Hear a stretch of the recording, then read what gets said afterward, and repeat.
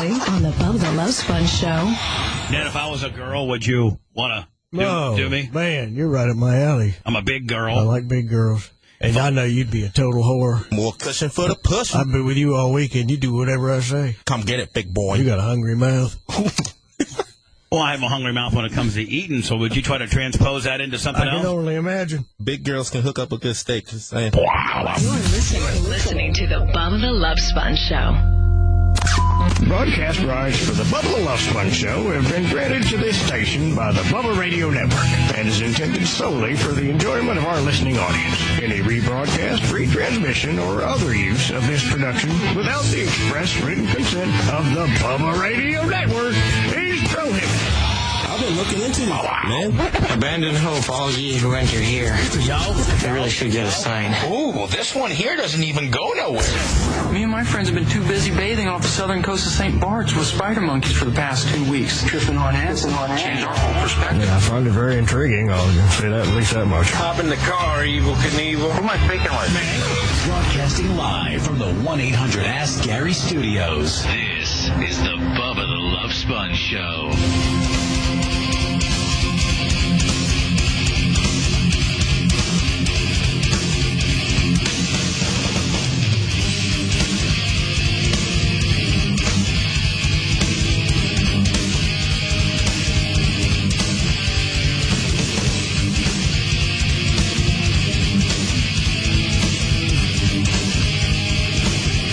Frank, did we ever hit 70 or no? Is everybody just being a bunch of dicks with regards to hitting 70,000 on Facebook? 70,100. All right. Thank you so much. It's a milestone. But that's not what I was looking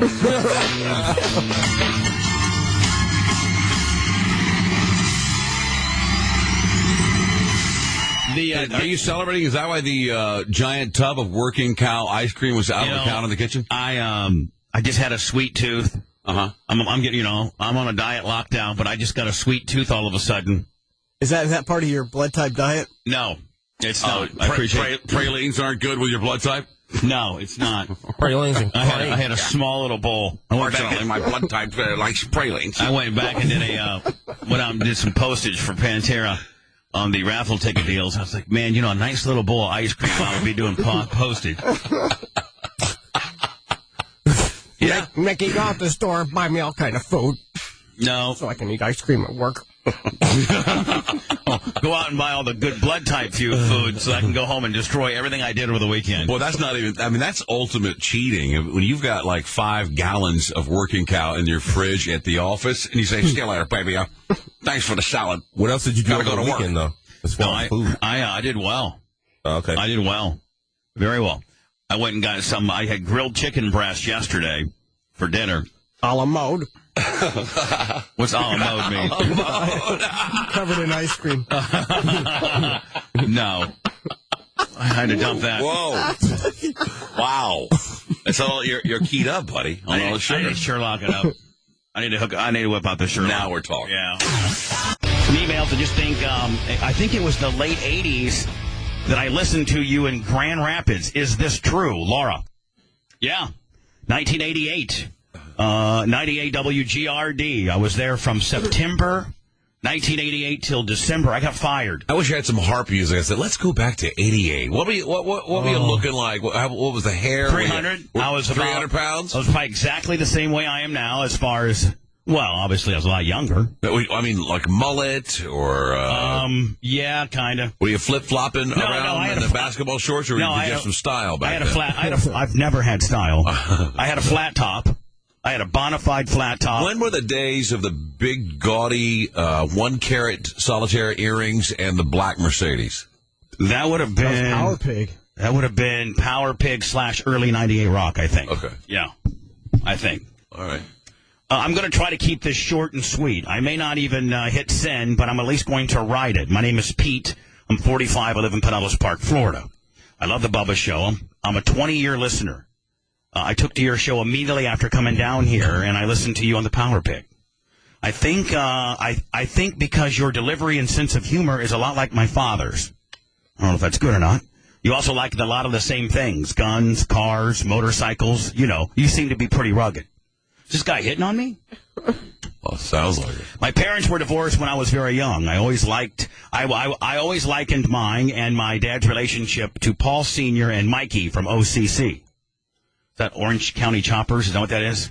Yeah. Yeah. My dad surely wanted me to be mechanically inclined like Paul Jr., but he got Mikey. I remember when I was little, my dad would be working on the car in the driveway, and I could see his legs and feet sticking out from under the car. I would take the wide way around, but he'd see me every time, and he'd say, Petey, come here and give me a 3/16 open in. How the F did he know that I was running around there? Anyway, I always I've always had a healthy fear and respect for Big Jim, my dad. Over the years, after he remarried, divorced again, my dad and I grew apart. Man said it almost sounds like Fat on the Cankles type deal with me and my son. That sounds like you and Doug Clem. It does. Relationship, actually. It does sound like me and Doug Clem's. Largely because every time I try to take the high road and call him, he always gives me the evil. Like, why are you calling me? How did you get my number? Wow. Several times over the years, after a few Bloody Marys. How did you get my number, son? What the hell? He hourly verbalized his questions about me even being his. And my mom being a whore. This is Doug Clem, I swear to God it is. Till yesterday, when he drunk dials me and asks and says if there's any chance for a relationship, then I have to go get a DNA test. Man, that is a dick. That's taking dick to the whole new. Screw this guy. Yeah, that's like Ned-like dickness, is it not? That guy's pretty cool, actually, in my book. Listen, sir. Listen, little kid. You're 40-some years old, and if you think that I'm your father and you want to have a relationship, then go get a DNA test. So now, who other better than you to tell me what I should do? Where do I get an above-board DNA test for me and my father? Well, sir, I think you can get them online, and it's really quite simple. I think you swab your mouth, your dad swabs his, and you send it in. Yeah, and they let you know the probability of you two being whatever, right? Yeah, it'll let you know it will not be a suitable. It won't be in court. Yeah, in court because they have to do the chain of custody deal, but. I mean, I think it's pretty close, though, don't you think? Oh yeah, it'll tell you like within for 99, sure. Yeah. Oh yeah, you'll know. You are best thing on the radio. Thank you. That is what you would call a ringing endorsement. I hate to put myself over, kid, but More of the Bubba Radio Network after this. Coming up on the Bull. What up? Coming up the show, it's Spank a Hot Girl Friday. We'll have a Wounded Warrior in studio. And we're also going to have a 350-pound girl. So apparently it's also Spank a Girl with the Big Ass Friday. We'll talk about these three naked dudes that ran up into a Florida restaurant and stole 60 hamburgers. And of course, Nord and Daniel will play You Go, We Go with two girls. It's the Billy Madison Show. Today after Bubba on 102.5 Bone. Real Raw Radio. Another traffic update. It's brought to you by McDonald's this morning. While we have reopened southbound 275 at Dale Mabry from an overnight incident, you may still find a bit of a slowdown right now. Eastbound Adamo at the 75 entrance ramp also has a wreck to watch out for. Stop by McDonald's, where you can pair a beautifully blended McCafe Frappe with McDonald's world-famous fries for $2. It's the perfect combination of salty and sweet. Get a small McCafe Frappe and small fries for just $2 at McDonald's for a limited time. From the Safe Touch Security Traffic Center, I'm Amy Lawson on 102.5 The Bone. When other dealers say no, Sunset Chevrolet says yes, yes, yes. Sunset Chevrolet, home of guaranteed credit approval. Try the new 2014 Malibu LS. Only $249 with zero due at start. Plus, we'll give you $5,000 minimum for your trade. Ride a bus, ride your bike, catch a ride. You may walk in, but with Sunset Chevrolet's guaranteed credit approval, you'll drive out. Find new roads at sunsetgm.com. MSRP $23,655, 48 months, 10,000 miles per year. Plus tax tag and data fee of $5.99. Improved credit. See dealer for complete detail. Hey, it's Bubba the Love Sponge. I got to tell you about Pepper Contracting. Pepper Contracting has several large projects under the way and a few just starting right now as we speak. Pepper's looking to hire top quality people, excavator, loader operators, concrete foremen, finishers, laborers, grading crews, cleanup crews, punch-out crews, general laborers, skilled and unskilled. The bottom line is you got to go check out my guys at Pepper Contracting. You can also ask them about their incentives for bringing your entire crew that you're working with now over there. Go to peppercontracting.com. Tell them Bubba Army. So Slick is our intern. By the way, I've been given an intern lineup. We got John, we got Green Mile, we got Carlos, we got Dale Jr., we got Slick, and we got Igor. Igor is still in chemo. Now, the only one I know is I know Dale Jr. and Green Mile. I don't know Slick or Carlos or John. Do you? Yeah, I do. Who's here today? Today is Green Mile and Dale. Slick, Green Mile, and so Slick is here? Yeah. Yeah, oh yeah. Well, bring him in immediately. I mean, I put him on the podium because I want to see what this Slick character looks like. Yeah, Slick. The only man that can have his cake and make you watch him eat it. Bubba the Love Sponge. Real schmarmy, real matter of fact. I mean, Manson's certainly not radio worthy at all. No. We have a real high-tech intercom system here. Yeah. We open the door and yell. 25 goes to the hallway and says, Slick, get your ass in here. No. I made it, bit. Nope. Is that Slick right there? I know who he is. Give him. What do you give him? Red? What do you give him? What do you give? Yeah, put him on the podium. What's up, Bubba? How can I help you? Hi, Slick. How are you doing? I'm doing pretty good. How about yourself? Yeah, I'm doing good. Now, can you move this chair back a little bit here, Slick? Can move this chair back so I can make eye contact with you?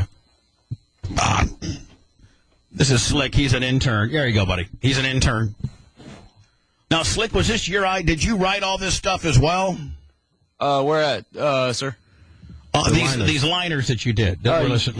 Yes, sir, I did. I wrote a bunch of them, and I emailed them like Chaz and Hurricane. Like this one right here. Hold on. The only man that can have his cake and make you watch him eat it. Bubba the Love Sponge. That you wrote this? Yes, sir. Right.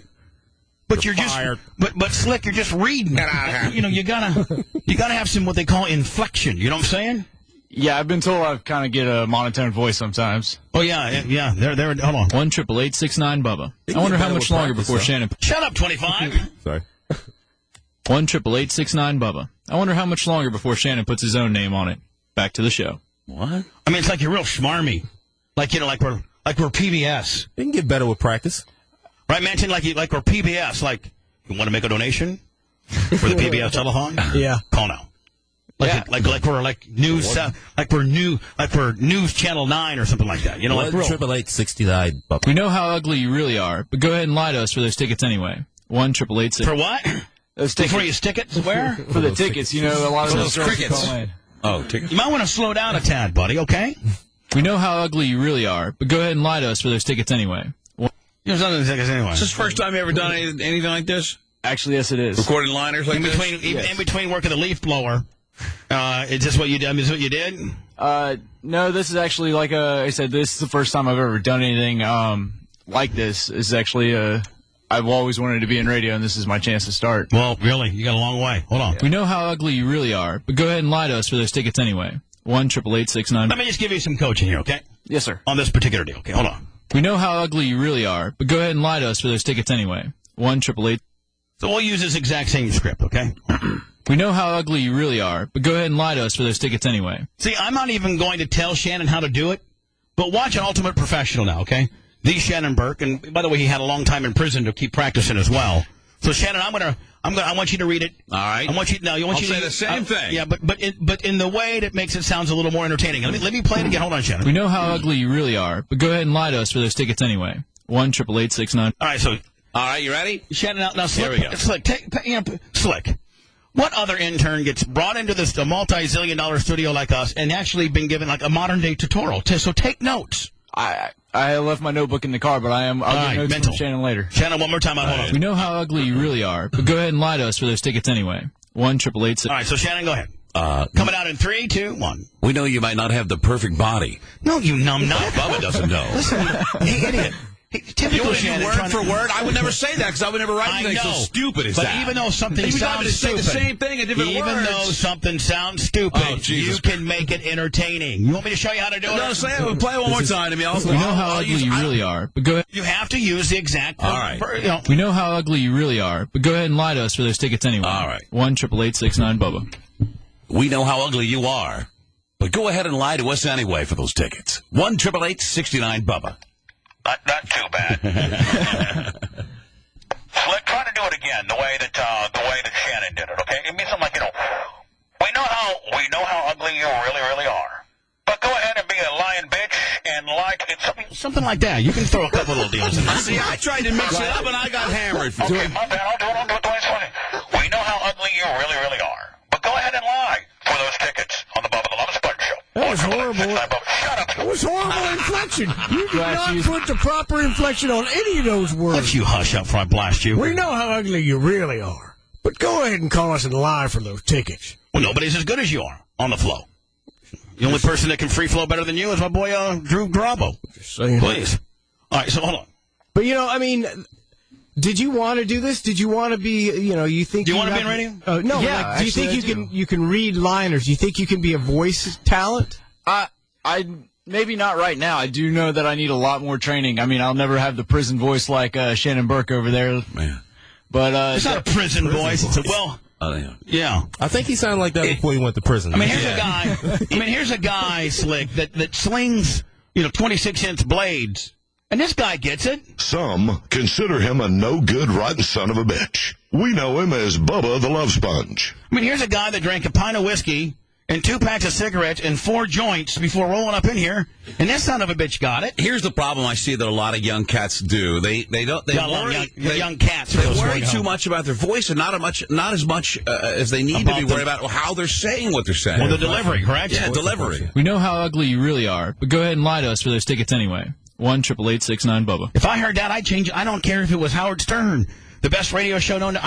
This is horse crap. I'm out of here. You want him to put his own character to it. That's right. Be encouraging. I don't think he has the voice to be. I could not make a living, doing that. Yeah, he could. No, nobody wants to hear this voice say, Your voice is pretty hot. We know how ugly you really are, but call us for those tickets anyway. Nobody wants to hear that voice. Bull crap, everybody's No, they want to hear me doing what I do, but not that. All right, we know how ugly you really are, but go ahead and lie to us for those tickets anyway. 1-888-69-BUBBA. Try to puke it up a little bit and see if you can puke. You know what I mean when I say puke it up? Puke it means. No, I don't. Don't even get in. Don't even go to that channel. Don't even know what puking. What's the world coming to? All right, so ready? Go ahead and try it, Slick. We know how really... Well, I can tell you're really into it with a heavy sigh, you son of a bitch. Don't start with a sigh. I think that's more of a sigh of nervousness. Yeah, it really is. Thanks, 75. We know how really you ugly are, but go ahead and lie to us for those tickets anyway. 1-888-69-BUBBA. Yeah, he's puking there. You need to do it again, because you just like you're having a conversation. You really mouthed it out. Like you're speaking. We know how ugly you are anyway. So go ahead and lie to us for those tickets. You know, like when you're talking... 1-888-69-BUBBA. When you're talking to your mom, you're like, hello, Mom, how are you? Did you have a good day today? No, See Dick Rod, see Jane Rod, see Sally Rod, and see Spot Rod. I mean, come on, buddy. That's not how we're talking. Right. Let me try again. Hold on. We know how ugly you really are, but go ahead and lie to us for those tickets anyway. 1-888... Like, anyway... Like it's a pain in your ass for you to talk to me. You know, really. I mean, every person in this room can do it. Right. This might be your last day here. I mean, come on, buddy. If you can't get through this, I mean, Slick, if you can't get through this, you're gonna be regulated to weed whacking, okay? Yes, this gets you back into the big house. You want to be a field intern, then you're going to be out there pulling weed. You want to be a field intern. No, it's a house intern right now. You want to be a house intern? You're going to learn how to do this. You want to be a house intern? You're going to learn how to do this. You want to be a field intern? Listen. You want to go back and clean the cattails out of the pond with waders on? You're looking at a girl who's kind of ugly, and you're looking at her in the face. You're trying to convince her that she doesn't have to be good looking, and you just say, "Look, we know how ugly you are anyway. Just call and lie for the tickets." 1-888-69-BUBBA. Just say it like you would say it to somebody. I mean, not this. This is 69-BUBBA. Hold on. I mean, Slick. I mean, this is where the rubber meets the road. There's a lot riding on this. Whether you're going to be a field intern or a house intern. We know. I mean, which one you want to be? You want to be a field intern? Will you come here every day and do jobs that Dig Dug could have done? No, in here you drink out of a cup. Out there, I drink out of a hose. We know how ugly you really are, but go ahead and lie to us for those tickets anyway. 1-888-69-BUBBA. I know how untalented you really, really are, Slick, but can you pull the wool over my eyes and pull one out of your ass so that I can put you back in the big house? Bub, it sounds like he's looking at that piece of paper, and he's just trying to get to the end of it.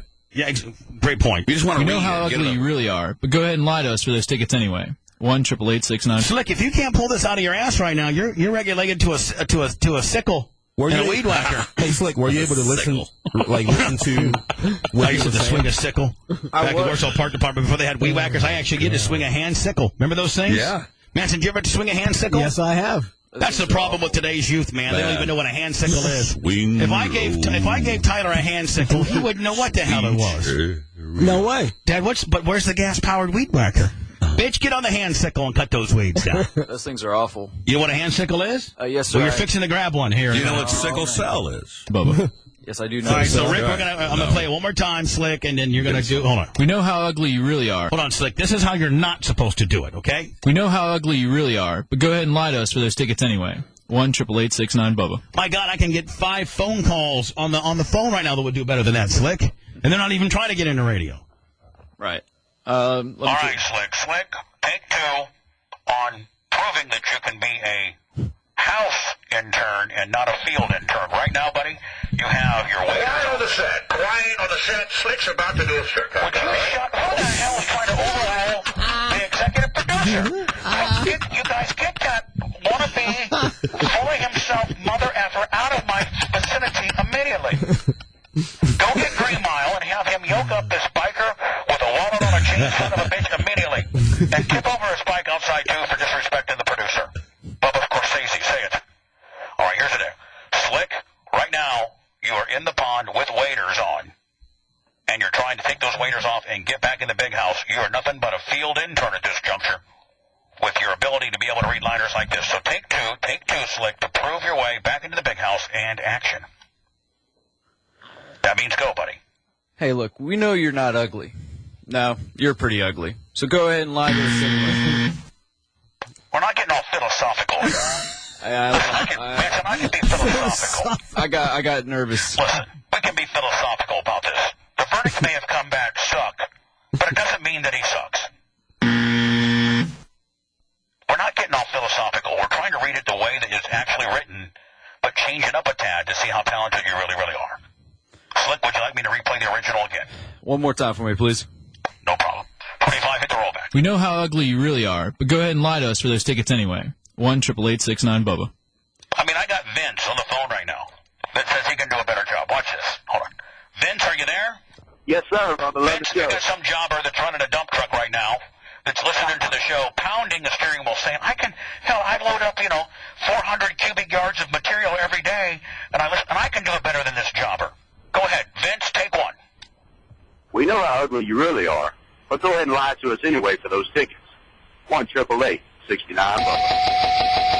I got some guy gear jamming on I-75 South right now, Slick. Just kicked your ass, buddy. Vance, thank you, buddy. I love you. I mean, Slick, this only accentuates how you cannot perform under pressure. Right. And how you need to get back to that pond with waders on immediately. We're going to give you a couple more opportunities here, okay, buddy? Yes, sir. But the more you can't do it, and the more the listeners can, only accentuates how you need to stay in the field, okay, kid? Yes, sir. Hold on here. We know how ugly you really are, but go ahead and lie to us for those tickets anyway. 1-888-669-BUBBA. Okay, that's the original. Take 3. Trying to get out of the pond as a field intern and back in the big house. Slick, take 3. And action.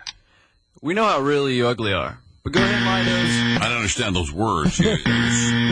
Take your time. Don't rush it. Start at the top. We got Gina on line 2. He's got bubble guts right now. Yeah. He's got bubble everything. Gina on line 2. Gina, go ahead. We know how ugly you really are, but go ahead and lie to us for those tickets. 1-888-69-BUBBA.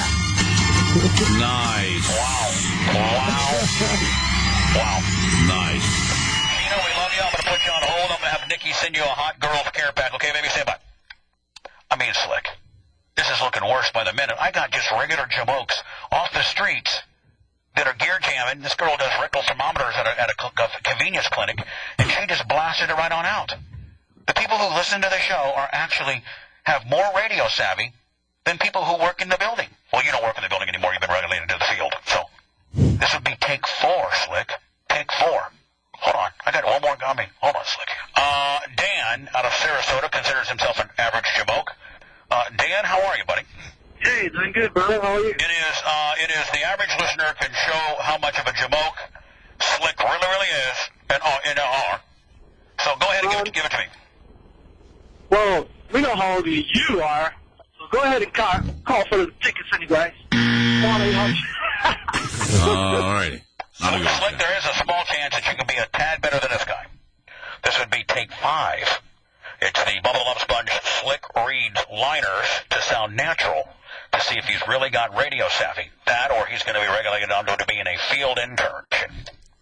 We know how really you ugly are. Really you ugly are. Slick. We know how ugly you really are. Yeah. Call and lie to us anyway. Slick, you need to leave the studio. You need to wait for Greg the Bulldog to get here. Yes, sir. How many more of those does he have that we haven't listened to yet? Slick, get on out of here now. Man, Slick, it's just not looking so good for you. Poor kid. He may be able to pull a nose up. I don't know. There's probably going to be a lawsuit for me saying this, but back to the Bubba the Love Sponge show. What does that mean? It's funny stuff. I can't believe he lets guys like me do things like this. Oh, there you go. That one's dead on. Back to the Bubba the Love Sponge show. Man, he's like a value jet. Ned Spank. He is a value jet. Heading right into the Everglades. Nose down, Ned. There's no hope. Lost all hydraulic systems, including backup. Ned, this guy's getting ready to be gator meat, is he not? Gator food. I can't believe he lets guys like me do things like this. Back to the Bubba the Love Sponge show. Ned Spank Bank needs to be refilled. Hold on. Ned Spank Bank needs to be refilled. Call in and help the guy out. 1-888-69 Bubba. We're counting the days till Shannon's hostile takeover. Back to the Bubba the Love Sponge show. I feel like I'm watching PBS, like a Jacques Cousteau kind of deal. This is how praying mantises make love. Then the woman eats it. Isn't that what happened? Like I think in the wild, when the praying mantis makes love, the guy praying mantis dies because the woman after they have sex, she kills him. I believe so. Right. She rubs off his head and eats it. Kind of a Black Widow deal. It is. Like if we were in the wild, I think Donna would be that way. Like after she would have decapitated me the first night. Like if Donna Manson, if all she wanted you was to breed and to procreate, and that's all, then after she would just kill you. Then, if you were in the animal kingdom, dead. Chronic Jones, hello. Hey, Bubba, we know how fat he really is, but go ahead and call in now. 1-888-69 Bubba. Stop calling me on the phone, you mother. Your Grover impersonation is horrible. Buddy, hello, out of Jacksonville. Hello, buddy. How do you listen to us on Jacksonville? Buddy, you listen to iHeartRadio, the app, what? Yeah, buddy. I listen to y'all on Radio I.O. Actually, I just got a smartphone about 2 months ago. Radio I.O. I got a meeting with the Radio I.O. guys for them to work out the I'm sorry, Shannon, the main dude, Zach, or whatever his name is. Zach? He's coming down. I'm going to have a big powwow with him about getting their act together. And we're going to give it one last hurrah. Really? Yeah. Buddy, hello. Hey, guys. I mean, I can do better than that, but I just want to say, man, how awesome it is to hear y'all on the radio. I love it, and I really hate that y'all aren't up here. I'm going to be honest with you, buddy. I'm telling you right now, there's a chance we are talking to a couple Jacksonville situations. I'm not supposed to say that, but we are. Well, now, you know what? I'm going to listen to your radio anyway, no matter what happens. So, guys, keep up the good work. Thank you, buddy. Appreciate it. Anthony, hello. 25 years. Hey. I have been told that you stormed out of the studio when you heard my mandate. Manson asked me what version to play. I told him to play version 1, and you're pissed. Well, because, I stayed, an hour and a half later just to read all that stuff. All right, we'll get into it. We'll just stand by, okay? Can you hold on? Yeah. Anthony, hello. Hey, you may be as ugly as a goddamn pig, but who cares? Just call in and lie about it. What the hell? Pork chop. Let me make something perfectly clear. I did not ask for people to call in and do better. So if that's what you want to do, go ahead and hang up now. Pork chop, hello. Hey, what's going on, Bubba? What's going on, Pork chop? You know, just riding around Dade City. Had to drop the old lady off at the workout. Mm-hmm. All right, good for you, man. Dade City. And finally, Dustin, hello. Hey, Bubba, I'm not trying to be better than him, but I can probably give him some kind of a point. All right, let's hear it. Go ahead. We know how ugly you really are, but for those tickets, call 1. Yeah, listen, it's like you're a roller skating DJ. Was that Blind Lawrence? You know what? It kind of sounded like Blind Lawrence, did it not? A little bit. I had one beer and my voice is harsh. Swiping her EBT card at the speed of booze. Okay, then you do whatever you just want to say. She's sucking off the system and proud of it. Oh, hell yeah. It's Drunk by Noon Dawn on the Bubba the Love Sponge Show. Drunk by Noon Dawn, hello. Good morning, Bubba. What's going on? Hey, we know how ugly you really are, but go ahead and call us anyway. 1-888-69 Bubba. Here's a woman that consumes a 12-pack before noon, a full pack of cigarettes before 4, Manson, and living off EBT and her father's or her father's or grandpa's Social Security, and this bitch gets it. Yep. You know what, Shannon? We should give her her own one-off show on IO. The drink by noon time. Might as well, huh? Yeah. Owns enough stock to make that decision on her own. Drunk by noon, we love you. All right, thank you. Why are you being so cool? 5 said the black man for the hook. The heat of the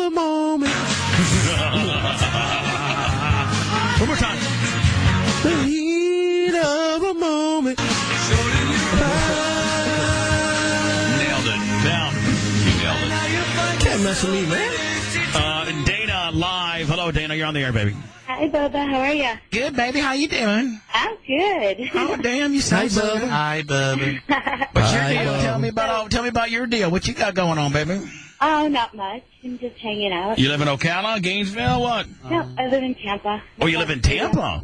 Yeah, right by the stadium. Really? What do you do there at Tampa? I buy crappy-ass houses and make them pretty and rent them out. Oh, you do a flip a deal?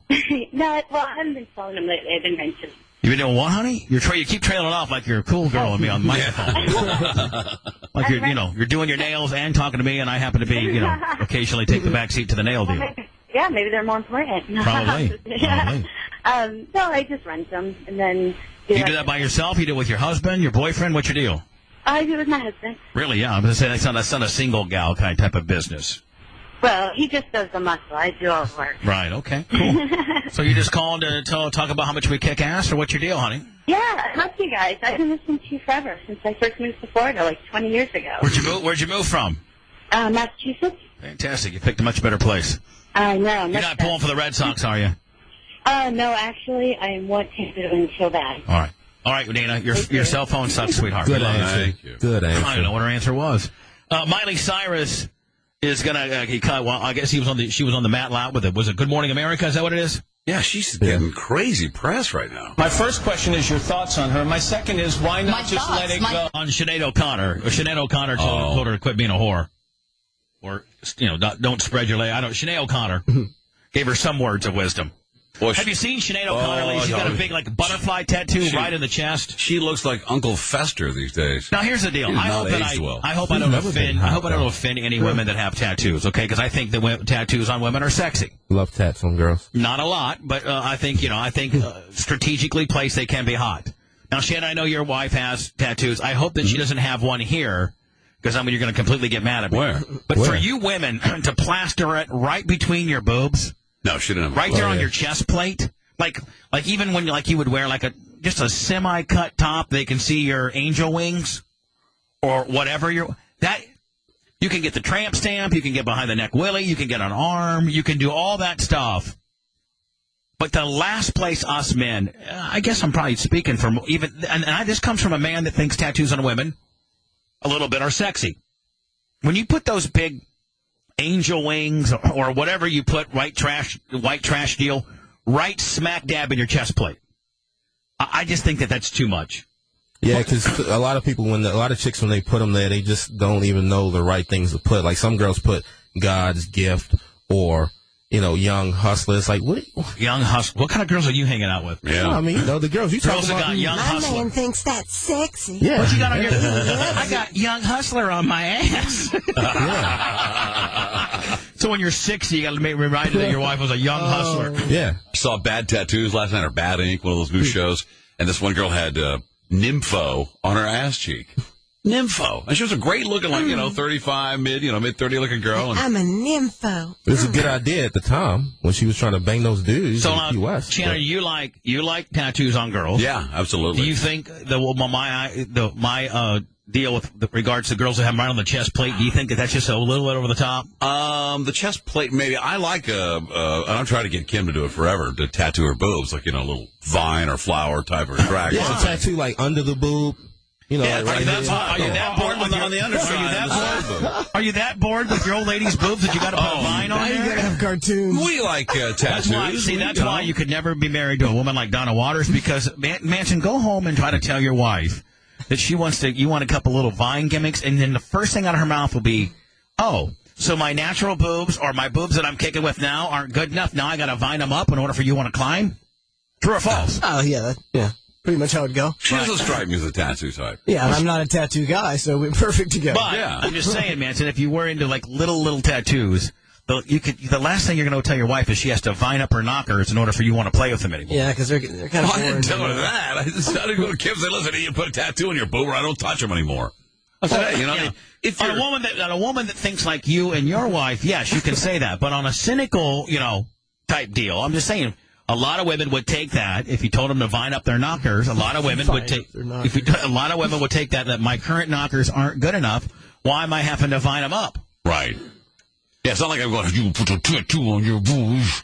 That's what 25 would do. No, he did it very eloquently. Hey, would you mind vining up your knockers? Why, honey? Why do you want me to vine up my knockers? I don't know. It's just kind of what I'm into. My knockers aren't good enough? My big... it's the kind of same old. I'm looking for maybe some vines, some grapes, a palm tree. How about banana? A hula dancer. Some hibiscus flowers. I already got banana boobs, and I just banana them right on up, buddy. How about you put a koi on your arm? Thoughts started amazing. My thoughts, if you want to know my thoughts. How do we get from Sinead O'Connor... Her bad tattoo. How do we get in from Sinead O'Connor's comments about Miley over to her bad tattoo, over to girls that have tattoos, over to don't put them on your chest plates, on to Shannon's wife wants to get a vine because he's not interested in her boobs anymore? How do we get there? I don't know, but and then back over to Miley Cyrus. Ladies and gentlemen. I think she's an incredible artist. I think she's an awesome songwriter, and I was really inspired by her for my Wrecking Ball. Man, that's like some nasal drip right there, doesn't it, Ned? Listen to her go, man. She's motoring. She's on coke, man. Ned, do you think that, in your opinion, Ned, do you think that she was chalking up lines the night before? Absolutely. Video, which is... I mean, listen to this. One of my thoughts, I think she's an... I mean... I can't even follow this. The sexual side of you that was... Oh, bust on it. I can't even follow along either so fast. My first question is your thoughts on her. My second is why not let it go? Oh, Ned, see, when you're on cocaine, Ned, you always interrupt. Man. She's all touched up. Started amazing. My thoughts, if you want to know my thoughts, I think she's an incredible artist. I think she's an awesome songwriter, and I was really... Is she auctioning up? Is she auctioning something off? Most kids are on the Adderall. She snorted 2 Adderall, I guarantee it. You think she did the old Whitey Pippin deal? Yep. That's called Whitey Pippin. That's what Whitey Pippin's called. You chalk it up and snort it. Not to be confused with what Ned does. That's Stevie Nicks. S&S. So Ned, you got a Whitey Pippin on the nostril side, and then you like to go S&S deal, Stevie Nicks.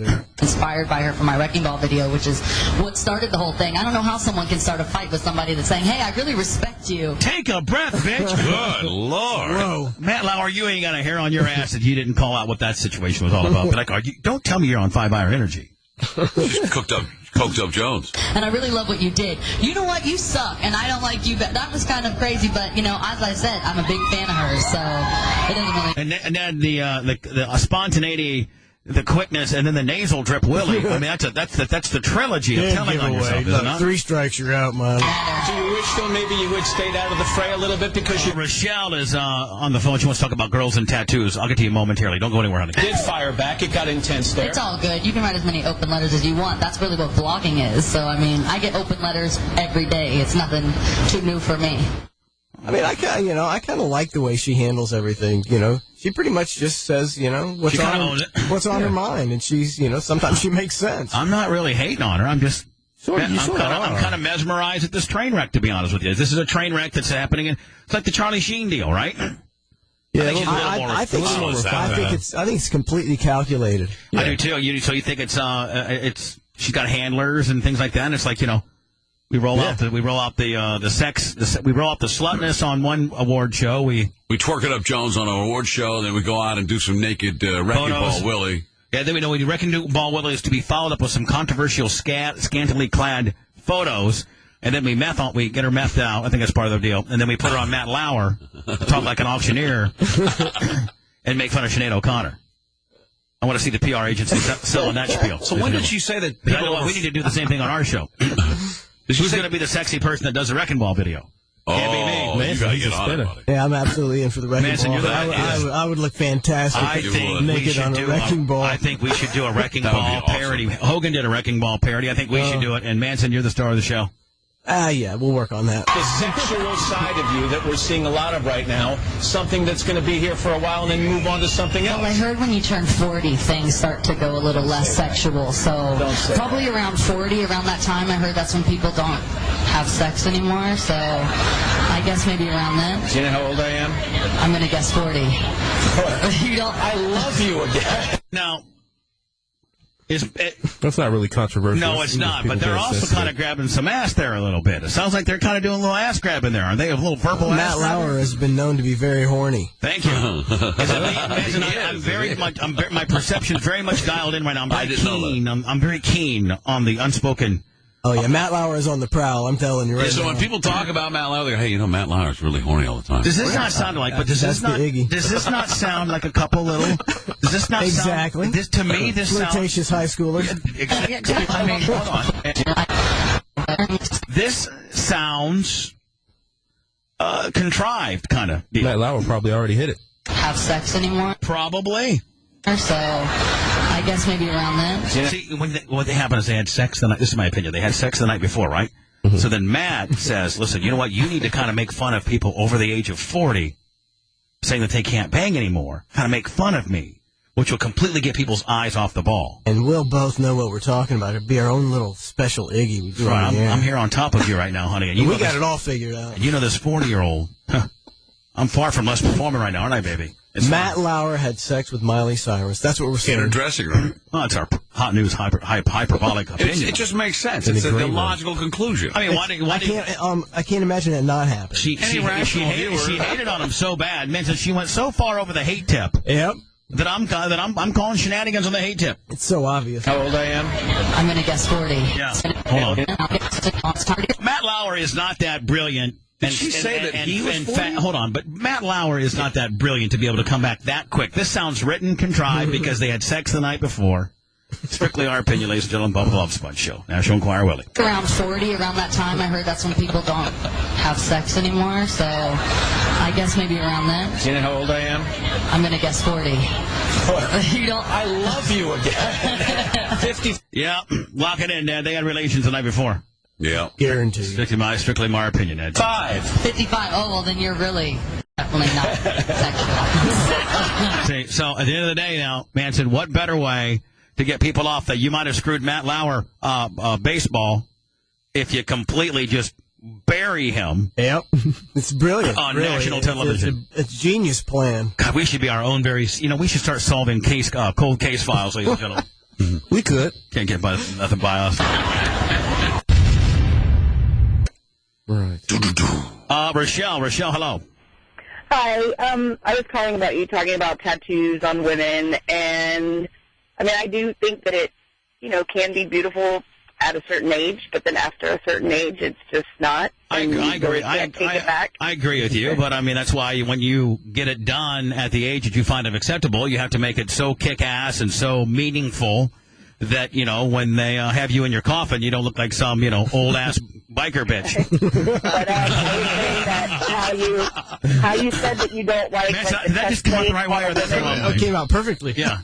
What? I was saying how you don't like the chest plate on a woman. There's this model. Her name is Taya, T-E-Y-A, Salat, S-A-L-A-T.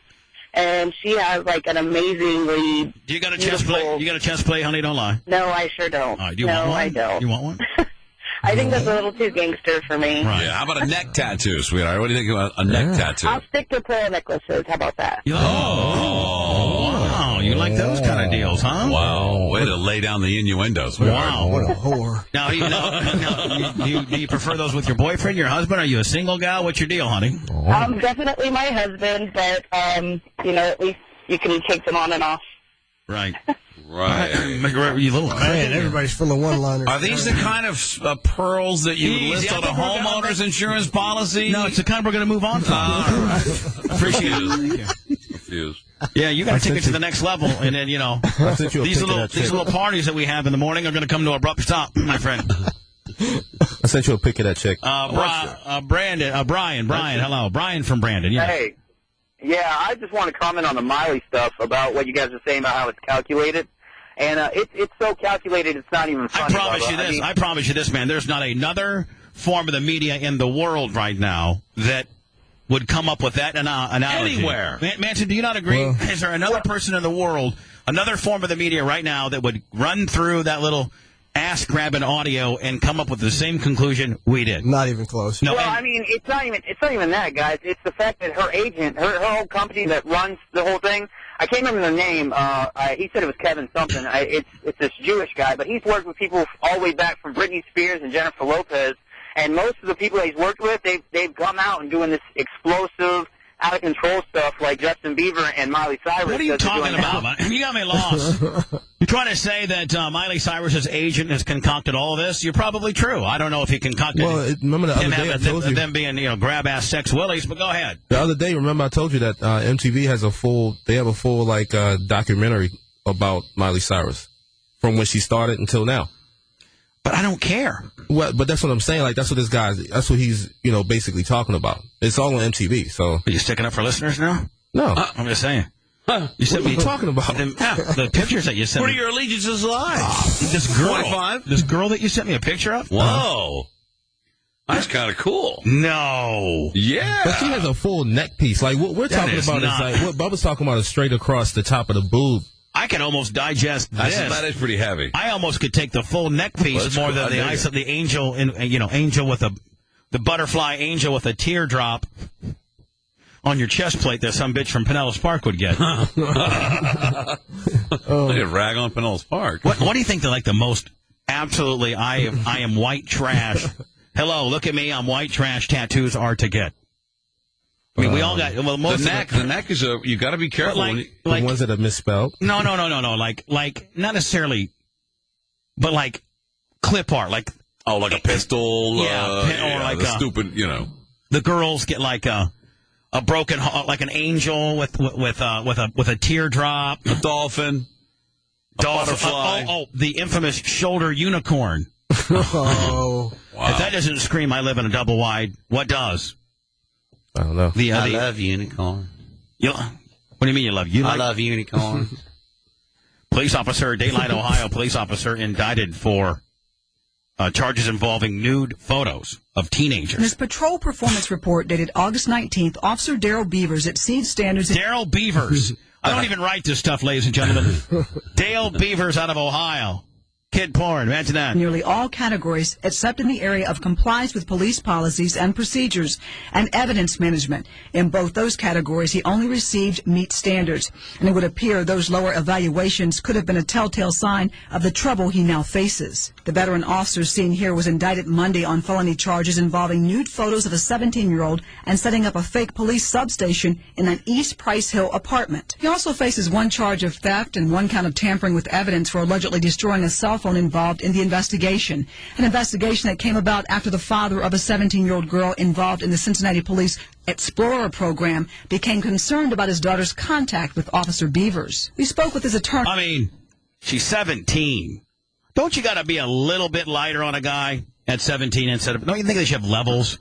Like 16 to 18 can be like a... well, he was 44. Oh. Yeah. I didn't know that he was in his 40s. I thought he might have been in his 20s. No. 44. I mean, that's pretty... It says he was a former NFL player. I take it back. He's a former NFL player. Mr. Beavers, a former NFL player, is well known to the student in the southern Ohio city for being a highly committed cop who blah, blah, blah, a significant amount of time with inner city children. It doesn't say who he played for.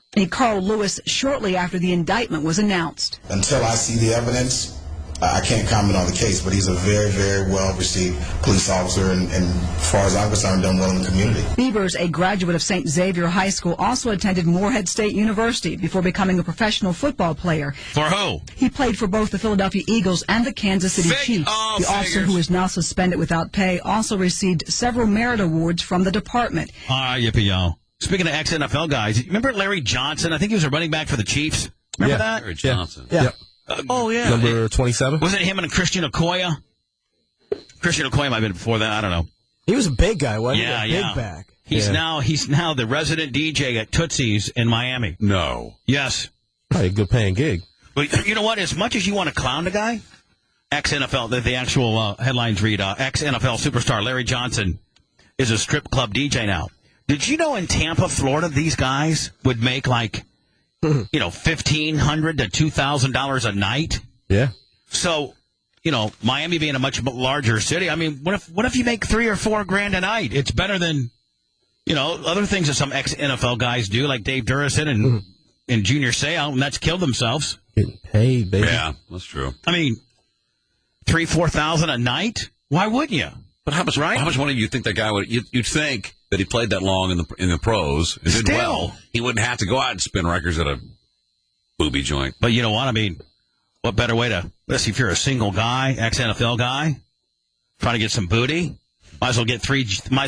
Because all the strippers, 25, you know more about this than I do. They all love the DJ, or they all kiss the DJ's ass. Do they not? Most of them do. Like the girls that make money, they kiss the DJ's ass because the DJ plays music for them to dance to. And she tips him out. And the girls that don't tip the DJs well enough, he'll play him some crap music. Yeah, like some Cotton Eye Joe or something like that. They won't get the pick of the best pick song. So do you think there's a little honkin' bobo on the Willie deal? Oh yeah, for sure. So you think that these DJs are getting mass quantities of play good songs for me booty kind of deal? I mean, I'm pretty sure that's probably just the known thing with all DJs. Did you guys see the article where the people above this guy and a girl had like some really hot, loud sex, and then the neighbor wrote a letter? A couple gets perfect note from neighbor after night of loud sex. That just goes to show you, man, that we're just so hurting for news. I mean, how many of these happen throughout the world, but just because this person was a little more internet savvy and had some friends wherever, can get this distributed, and now it's a major nationwide story. And I'm dumb enough to cover it only because... Was it on the hot sheet this morning? No, it was. I don't do the hot sheet. Please be considerate of your neighbors the next time you feel like having rough sex with your extremely loud girlfriend. That's kind of hot, is it not? Wow. I mean, how many people in this room like a loud girl?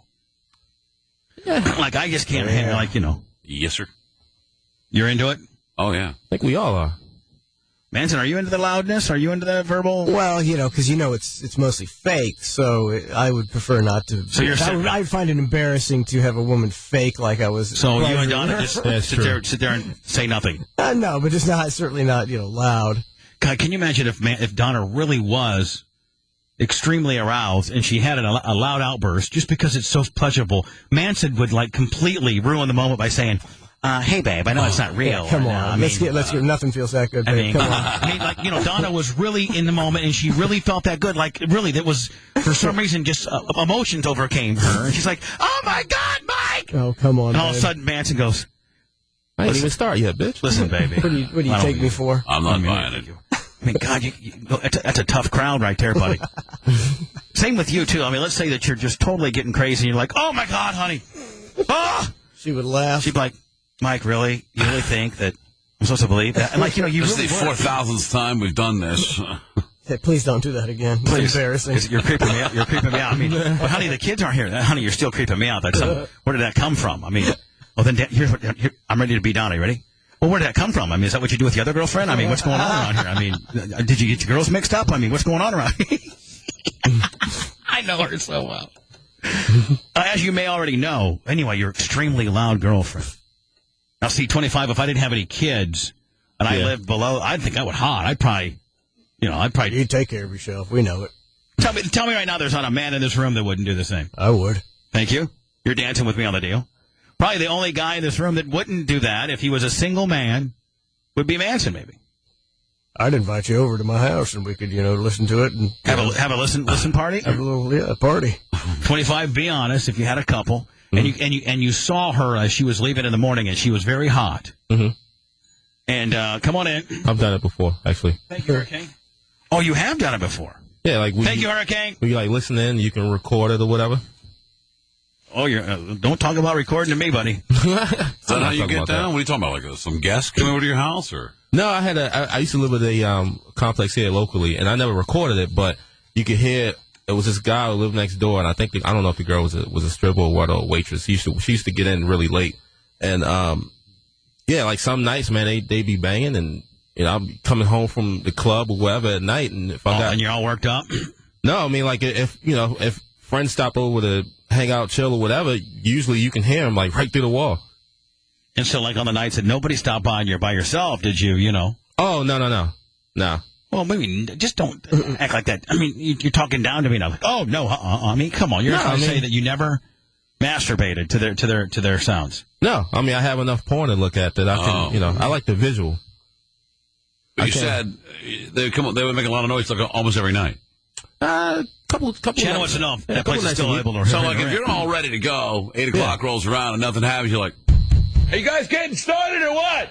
Yeah.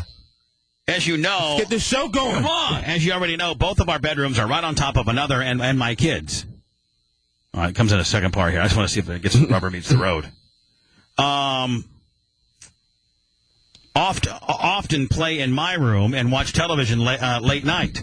Last night you were both so loud that I had to take my kids out until the noise died down. My oldest asked me what all the noise down there was, and that I should call the cops because you're a woman beater. Boy, Dad, you know what? That woman must have really been putting it over, right? Oh, over the top, man. The dude was putting in some work, man. Yeah. Blah, blah, blah, blah, blah, blah. My daughter asked me what I was doing, and if you were beating your girlfriend. That turned into a conversation about what domestic violence is all about.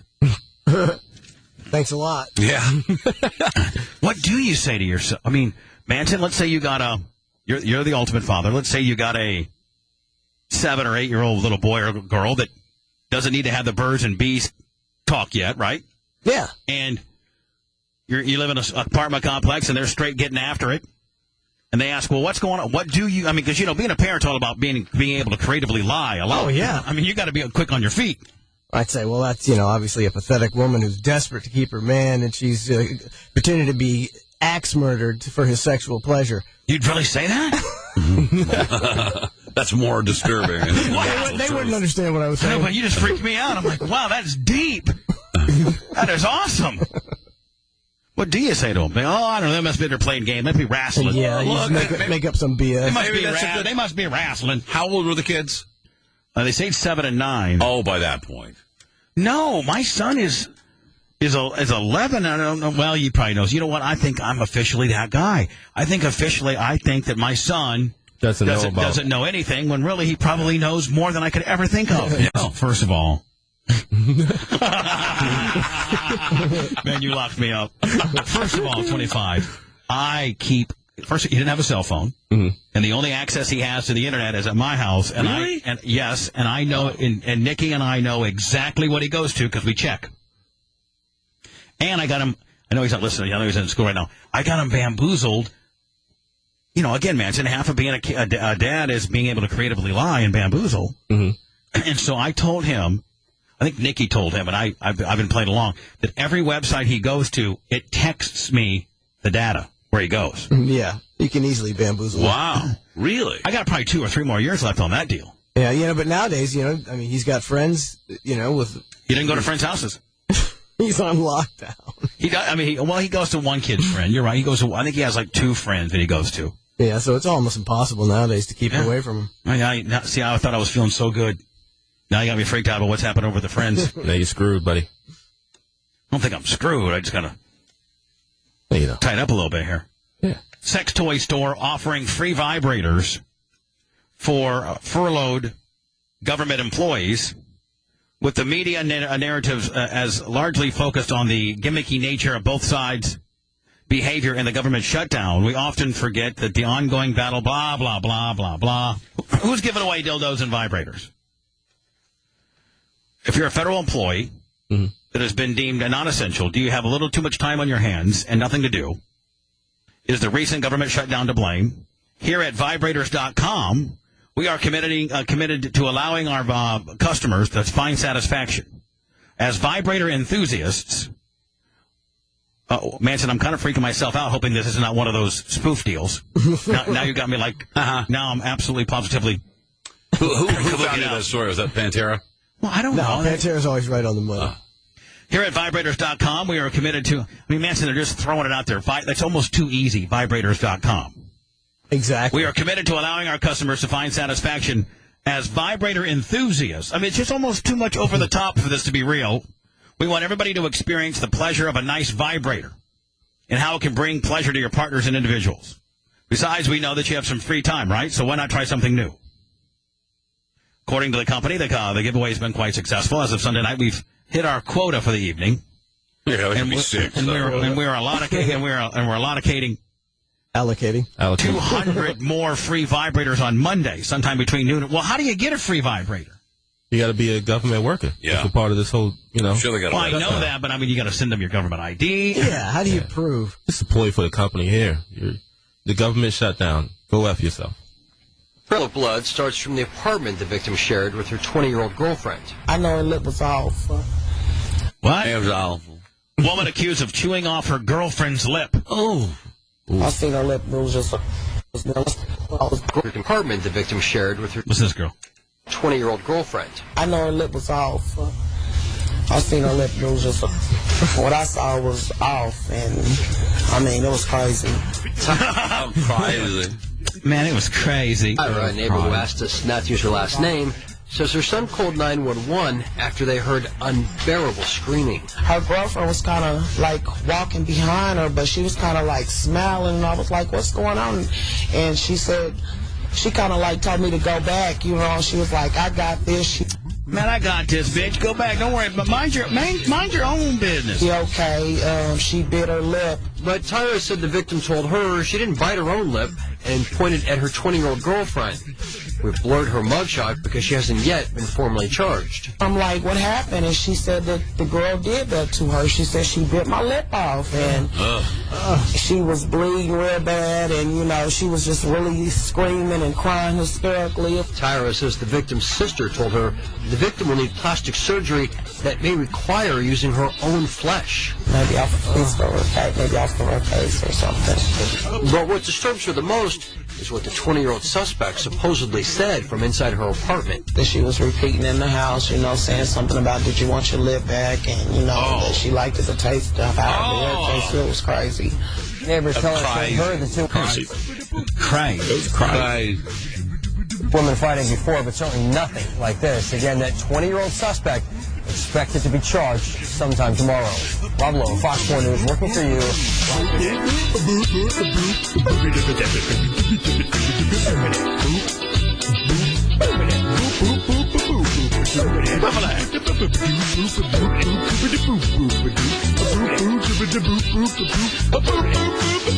And finally, how could this be a problem? Dallas Morning News reports cyber girl Christy Nicole from Playboy. She is a parents' outrage after high school Spanish teacher, age 21, revealed as a Playboy model. Christy Nicole DeWeese posed naked for the magazine when she was 18 as co-ed of the month. Miss DeWeese teaches Spanish at the Townview Magnet High School in Dallas. Have you seen a picture of her, Shannon? No. This will be a time for you to what high school? What's that? What they say? What was the name of the place? Did you say Skyview? Townview. Magnet High School in Dallas. Oh, I don't know where that is. You know where that's at? No, I don't know Townview. Is that Michael Jackson? Well, I was trying to play the article that you gave me. And then Michael Jackson chimed in all of a sudden. Let me see. High school name. Listen to this. Here we go. Come on. Give it to me. Give it to me. Are you touching yourself? No, I'm waiting for this. Wow, she posed when she was, that's, whoa. I'm trying to, what's this? Hello? This is an advertisement. I'm going to skip this. Hold on here. Every single industry has been... This could be a problem. In healthcare, medical imaging. Here we go. I mean, look at her. She's got students that are 16 and 17. Really? Hold on. Yeah. This is her. You really, huh? Yeah, shot me a butt last year. You're a Texas girl, man. Sure. Oh. Are you videotaping me? Of course I am. Jerky? Of course I am. Really? Yes. Talking about your sex ed class. I brought lube. And so, like, all these honors college kids are there. They're, like, holding the lube, and they're like, oh, my God. So what are you majoring in over there? Can you imagine if she was your teacher and you're like 16, 17? That's it. Why can't we have a sexual scandal involving this chick? Spanish. I'm going to be a Spanish teacher. Oh, okay. I mean, what a condescending bitch. I'm going to be a Spanish teacher. And if you teach at a high school level, you have to, like, major in the area that you're teaching. I got tuition, room and board, meals, and books. Nice. So you don't have the modeling money then? That's just extra cash? Yeah. Yeah, she got a free ride, basically. That's the kind of people we're giving free rides to college students, too. I gotta get beef jerky. Woman after your own heart shot a buck. Eating beef jerky? Now, let me ask you a question. I don't think that that's fair for this town to fire her for being a Spanish teacher. She didn't sleep with any guys. This was when she was 18. It's Playboy. It's not like it's... Ned, what's your favorite magazine? Like Cherry? Cherry, Wee, Jugs. Hustler? Hustler. Like they show stuff that's a little embarrassing. Big, beautiful women. This lady was not an employee of the school district when these pictures were taken. I don't see... Right. Other than the fact that now her 16 and 17-year-old horny young male students are going to be able to go find a a picture of her naked body online and sit there with a boner through class, not be able to get anything done. But it's a classy naked spread. It's not like it's part of Beaver Hunt, of Hustler. I mean, remember seeing that when you were growing up, Beaver Hunt, how bad that would be? Yeah. Do they still do Beaver Hunt? I'm sure on they Hustler? do. Oh, I don't remember. You don't remember Beaver Hunt? What was it? A special segment within? No, it was like they're the first ones that started amateur. Like you could take a picture of your girl and give them free content for their magazine. Yeah, you could take a picture of your girl out by the clothesline with completely buck naked. Yeah, and that's usually what it was. Girls out by clothesline. Standing on the trailer step. Yeah. Go to beaverhunt.com. That's still up. Is it sanctioned by? Still Hustler. Hustler? Yeah. Beaverhunt.com? Yeah, Beaver Hunt. Hold on. I'm going to go there right now. Hold on. Well, one of the girls that's on the front page, she's been in studio. Oh, but they're showing actual. They're not. See, the true Beaver Hunt was just a still. It was people from around the country, amateurs. That was the thrill of it. The Beaver Hunt was just a still. Was never just a still photo, and it was usually a girl that hasn't groomed in about 3 or 4 years. Yeah, that's all changed now. You got advertising. Yeah. New girls. It was strictly like it could be your cousin. Yeah. Or your mom or something like that on Beaver Hunt. Usually it was a guy taking a picture of his cousin. I mean, there's like there's websites just dedicated to amateur porn. That's where everyone sends all that stuff. Yeah, but I don't know if it's really amateur. They have a lot of good amateur stuff on there. Like burningcamel.com is pretty good. Now it's all fake amateur. Burningcamel.com. Burning Camel. Why would Burning Camel ever come up with Burning Camel? Like, what the hell does that mean? I don't know, but if you go check the site, Burning Camel? Yeah, I just sent it to you. 25, are you over there? I mean, you're like, yeah, I just sent it to you. I just sent it to you. Why you got to talk low when you told me that you're sending me Why you got to talk all low when you're sending me to Burning Camel? I'm trying to get you in the mood, man. What do I need to get in the mood? The last thing I need over here is something to be aroused right now. I mean, like, I can't even pay attention regularly. Now you're going to get me on burningcamel.com. This is in the deep web. This is something illegal, isn't it? Yeah, don't send me anything illegal, 25. That's the last thing I need. I didn't send you anything illegal. Well, we don't know that burningcamel.com's legal or not. Is it legal? Next thing you know, the feds are down here, and I'm getting a whole big caper based on what you sent me. Because you're working for the enemy, aren't you? Right. Now I just opened it up and it's on my hard drive. We're done. Back in a minute. Hold on. Here's the story I was talking about. Rihanna does it. Kim Kardashian, she's a pro at it for years. And clearly, Gwyneth Paltrow is doing it too. I'm talking about going braless. And not just... God, I thought it was going to ANOP, Is that what you're looking for, some ANOP, ALOP? That's what I was looking for. Gwyneth Paltrow... Oh, God. Am I the only... I think, is Manson the only guy in this room that isn't turned on by a woman that's braless? It just does something to me for some reason. Even a girl with just itty bitties.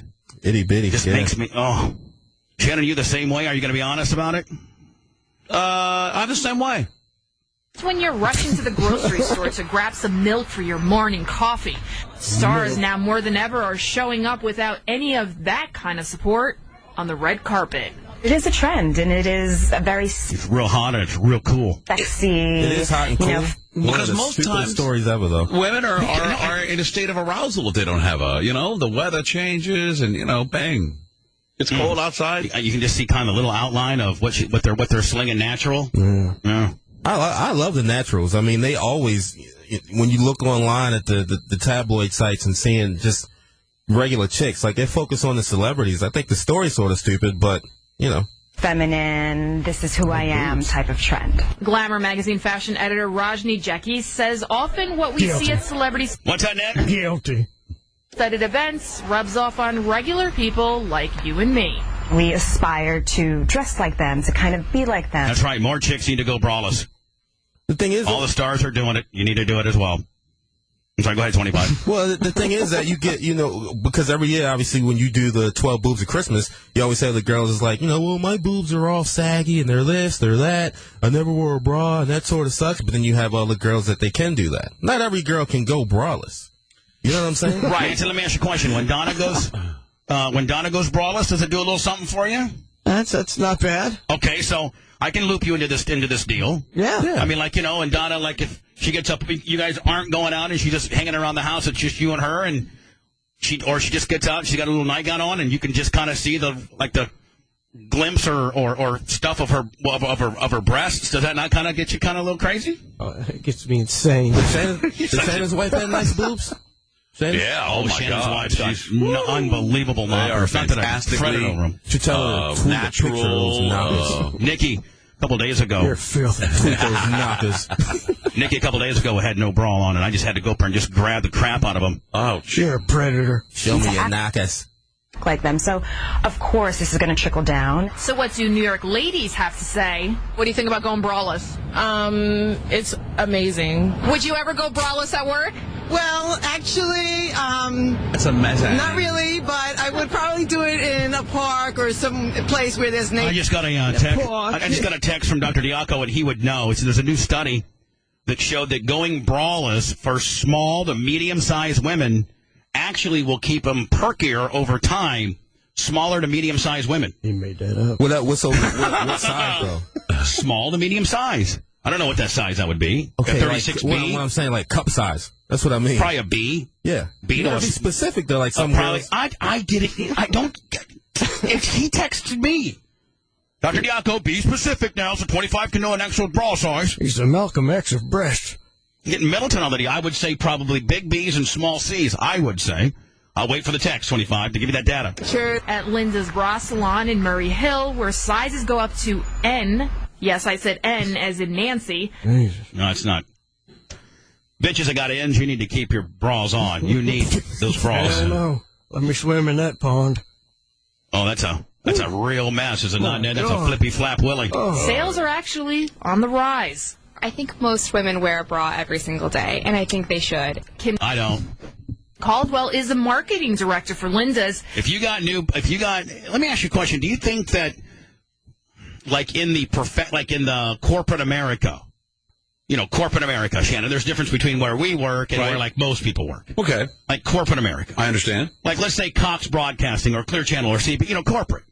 Do you think, like, if you are a woman and you didn't wear a bra, I think they would say something to you. do you think that HR would pull you in and say something to you? Even in this business, I had an intern who was But it's not elite. very attractive younger woman who walked around in short shorts and no bra and these little tops. And finally, I think it was other catty bitches that just reported her and complained to HR that it was inappropriate. And we're like, it's Now, radio. I understand short shorts. But they were specific about her wearing a bra. She had a great chest and, wasn't overly massive and nice natural Jones. Yeah. Like B's, C's.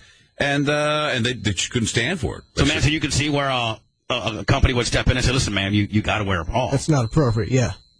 Shucks. Have them paint with their boobs like Angie Fox used to. Easy, 25. She says the number one complaint from He tugging? women, their 25, you tugging? Yeah. bra feels uncomfortable. So rather than just taking it off, maybe you need a new one in a different size. Take it off. More women than ever have actually realized. Dr. Diaco said, 25, that smaller than a C. Okay. So I know you wanted to know that. You busted my balls about it. I just let you know, kiddo. That they're in the wrong bra size and will come in and find the right bra size with fitters like us. Ladies, call me now, 1-888-69-BUBBA, and let me know. Do you walk around with no bra? Us men find it incredibly hot.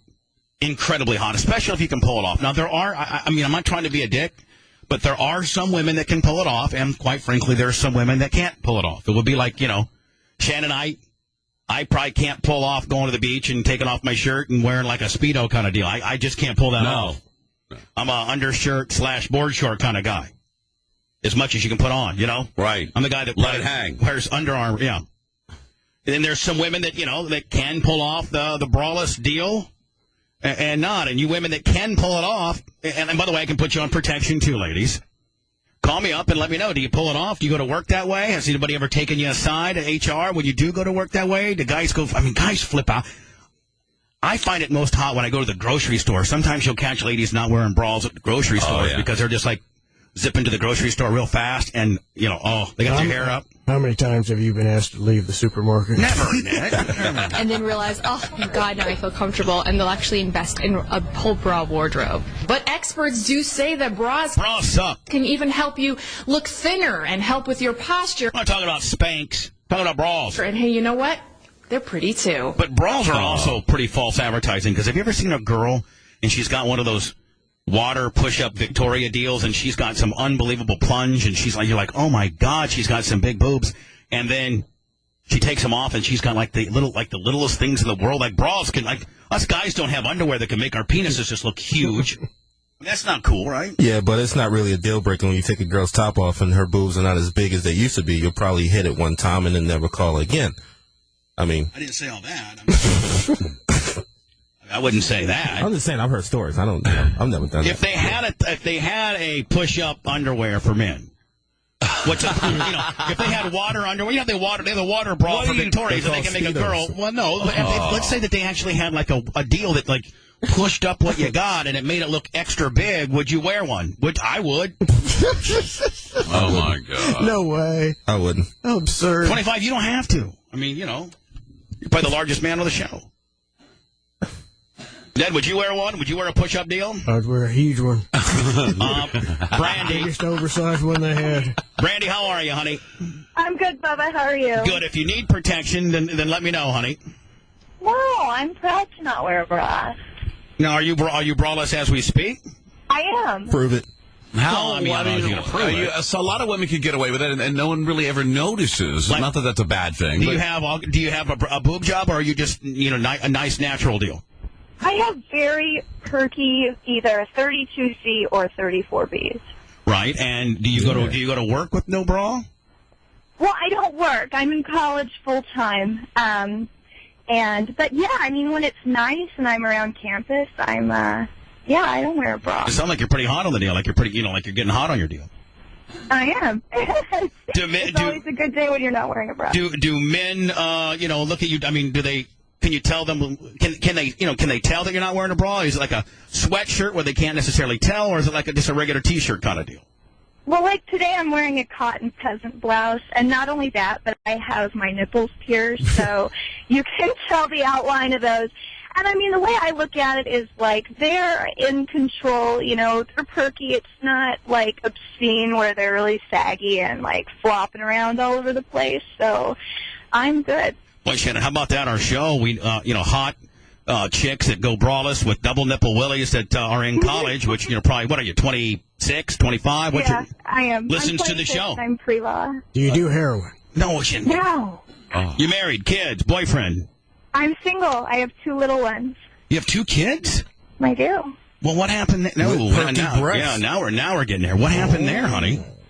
I was with him for 9 years, and it was really great, and then he just started drinking a lot, and I was taking care of the kids all on my own anyways, so I just said, I'm over this, and Mom lives in Florida, so I came here and started. From where? Where were you? Where were you and him? Now, you're only 26. You were with him since you were like 16, 17?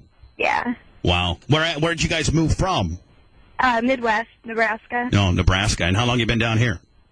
2.5 years. How'd you find out about the show? I was listening to Stan and Haney in the afternoon when I was picking my son up, and I thought it was hilarious, and then I realized that a lot of it was so pre-recorded. But I got, my radio on the preset, and then when I started taking my kids in the morning, you were on. And I listen to you every morning. I love the show. I think you're awesome. I actually wanted to get in with the baddest bitch thing, with the fight, and then why don't you? I'm the girl who sent an email. I'm the fetish model. Oh, you're the fetish gal. Yeah. Now, see, we were looking at your pictures, and like when you're darker, shorter hair, you're pretty hot, but then you go to that stringed-out blonde deal, and I was like, whoa, the tats? No, those are old. I've got the short, dark pixie with... Yeah, and then, listen, honey, I mean, I found you sexy, but that tattoo of yours on the back, I mean, it looks like a penis tower. I mean, it's like, what is... I mean... 25, you saw them. I mean, like, honey, listen, I think tattoos can be sexy on a woman. They're so hot. A few of them. But, I mean, honey, you went a little bit crazy. I mean, were you having sex with the tattoo artist guy? He was, like, just giving you free tattoos? Because, I mean, you went crazy on your stuff, honey. Yeah, I wasn't sleeping with him, but I think that's where he was hoping it was going to go. Oh, so he was giving you free tattoos, hoping to get it on your pants, and then you showed him the good news, and then, by the way, he's stopped halfway into the penis tower, and it's unfinished. What it is it's the Tower of Destruction. It's the tarot card, and it means indestructible. But now, hold on. You emailed us and said that you're into small penis humiliation. That's what I do. Now, how does that go? Why don't you do that on Bubba? How much money let's put on really imagine that Bubba has a small penis. No. It's going to be hard, but say Bubba has a really tiny penis. And humiliate him, please. Yeah, Go ahead. Role play. No, I don't want to do this. No, he doesn't want that, though. I mean, these guys, my penis. First of all, Brandy, not that you know, but Brandy, it doesn't matter what he wants. See, you're the one that's actually. No, it kind of does matter what it wants because I run the show, bitch, and I'll turn every one of you guys off and kick you out of the studio. Secondly, my penis is not. It's probably. I would say that it's average and somewhat girthy. Like it's, like a can of tuna. What are you talking about? Yeah, I mean, I get no complaints. I run it around the farm. It's cool. But I mean, do guys really want? Like, how can you be turned on? How can a guy be turned on when you're telling him how pathetic he is? And because they like that, they already know that they're pathetic. They love it. They absolutely. Now, will this happen? Do you do this on the phone, or you do this on Skype, or how do you do this? Skype. Yeah, it's Skype, cam to cam. Hey, I got a question. Most of these guys of like power? Do they make a lot of money? That's what I'm thinking. I think that they've got pretty, high-powered positions. Because you get paid a lot to do that. Do I? Yeah, I mean, on average, I make about $5 a minute on average. That's pretty damn well. I mean, how many of these do you do this every night? I don't work as often as I should. I can get on and I can. You better hop on it, then, girl. I mean, if you got guys that want to, for you to get humiliated about their penises, I mean, you need to make that money. You need to grab that money while you can, honey. I know. I need to be on every single night, but I'm taking 5 classes. Plus, you got kids. Plus, you got kids. I mean, how do kids ever bust to the room while mommy's, It's such a grind at school. Such a grind doing small penis humiliation. It is. It's a grind. Like a day in the salt mines. Yeah. It's like a day on the mowing crew right now. It's just tough day humiliating. Well, you see, what I do is I make them do things. And, a lot of the girls, they'll just scream at them and scream demeaning names. And I go, that's easy. No, I make them do things. I get more videos that guys send me in my inbox. I've got them wearing paper bags over their heads, and it says, my name is, which I told you in my email, my name and then bitch, Now, do you want us to promote your website on the air? I mean, do they have really small penises? Yeah, they're really small. You ever get a guy with a medium? Sometimes you log on, hey, you know what? You look pretty good. How small are they? Yeah, no, they're pretty small. I think I've got one who's about 7 inches, and he's into the fetish, but he's not that small. But most of them, yeah, man, we're talking. You got to be honest with that guy and say, listen, honey, you're really not that small. You're pretty average, maybe even above. I mean, but I'll play the game. How small? For $5.99 a minute. So these are guys with big penises who want you to tell them they have small. Oh, no. That's what I am. Yeah, they're mainly small, huh? How small are we talking here? I mean, how small? Acorn. Oh, I've seen 2-3 inches where I make them wear panties. Oh my! And they'll do whatever you tell them over the Skype. I know they just. If it got too crazy, man, I just hang up and they'll say, "Screw you, bitch! I ain't doing that. I ain't putting a bag on my head." They're into it. That's their fetish, though. That's their fetish. That's what turns them on. Yes.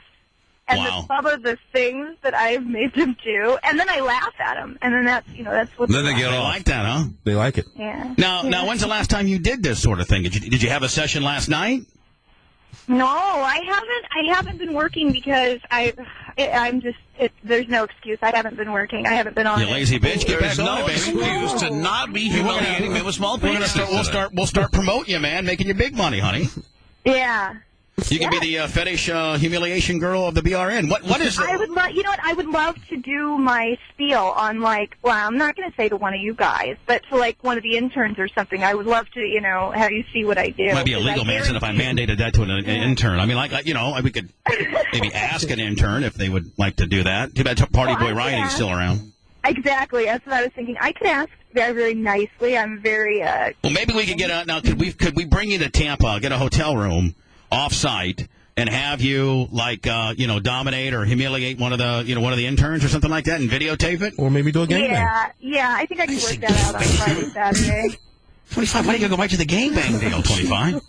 25 wants to do a gangbang. I'm just throwing out suggestions. I don't think that she does Come that. on, dude. That's not me. Yeah, that's not her. I'm just throwing out suggestions. The nerve. She's not. I mean, all she 25. does is humiliate small penis. She doesn't want to be part of a Mad Monkey production. Oh, she wants I'm to the just do it. a-hole now. I said gangbang. You pretty much are, yeah. Sorry. Who has the smallest penis at the BRN? I don't know. idea. Probably me or Manson. At the BRN or in the studio? Oh, at the BRN, probably Thomas C. Cox. From it's just Oh, damn. Yeah. That's cold. Wow. Yeah, That's really calling a guy out. Better Pantera, I'm thinking, maybe.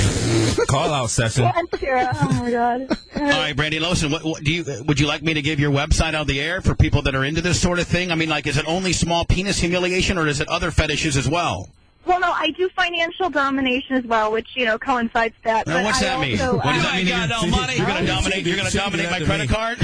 Yeah, I mean, that's another fetish, but I also do... Manson, I need to find a woman that's into financial domination that I can dominate her financially. Yeah, you do. You know what? I've been getting dominated financially for years. I just didn't know it. Didn't know it. What is financial domination? Brandy, what is financial domination? Explain to us what it is. It's kind of like home wrecking. It's like forget your pig wife and send all your money to me. And it's like, you're going to spend all of your money on me and you're completely powerless. And then there's also consensual blackmail. I mean, you're getting into a lot of different... consensual blackmail. There are a lot of weirdos out there. This poor woman you could never really just have straight sex with a guy because he'd think that you'd be onto something. I mean, like... You'd be like, man, what's this bitch planning? She's planning to, I know. Bubba, and I have to explain to them, I'm actually a pretty normal girl. I go, this is just my job, Right. You can't think that a fireman... I've been telling people that for years. Right. Yeah, right? All right, Brandy, well, what's your website? Would you like me to get, what's your website for guys that want to get financially dominated or humiliated? Well, let me pump my Oh, you're Twitter, pumping something, honey. I don't know what you're pumping. Let me do my Twitter because that's got everything on it on my Twitter, and I want to get Twitter followers. It's zombie cam whore at Twitter. But Manson, you know what? God love her for just throwing out there what she does. I mean, she's not trying to beat around the bush here. Zombie cam whore. Zombie cam whore, right? Yeah, and I'll take a no bra picture for you in the bathroom today on campus. We'll do that, and then we'll let ours is BTLS Radio. We got like 126,000 followers, so we'll tweet you to all the guys. Follow you, Bubba. Okay, we'll do a little tweet for you for zombie cam whore, and then you send us a braless picture from school today. Okay, zombie cam whore. Zombie just is the word cam and then CAM whore. All right, zombie cam whore. We love you, honey. Thanks, I love you, Bubba. Bye. Go ahead, listen, I'm going to financially dominate you, honey. You hate your husband. You're going to give me all your dollars. Like that's going to work. I mean, please. People pay for it, man. I mean, can you imagine? If you can think of anything, there's a fetish for it. You're right. If you can think of it. Nicole out of Charleston, 98 Rock. Hello, honey.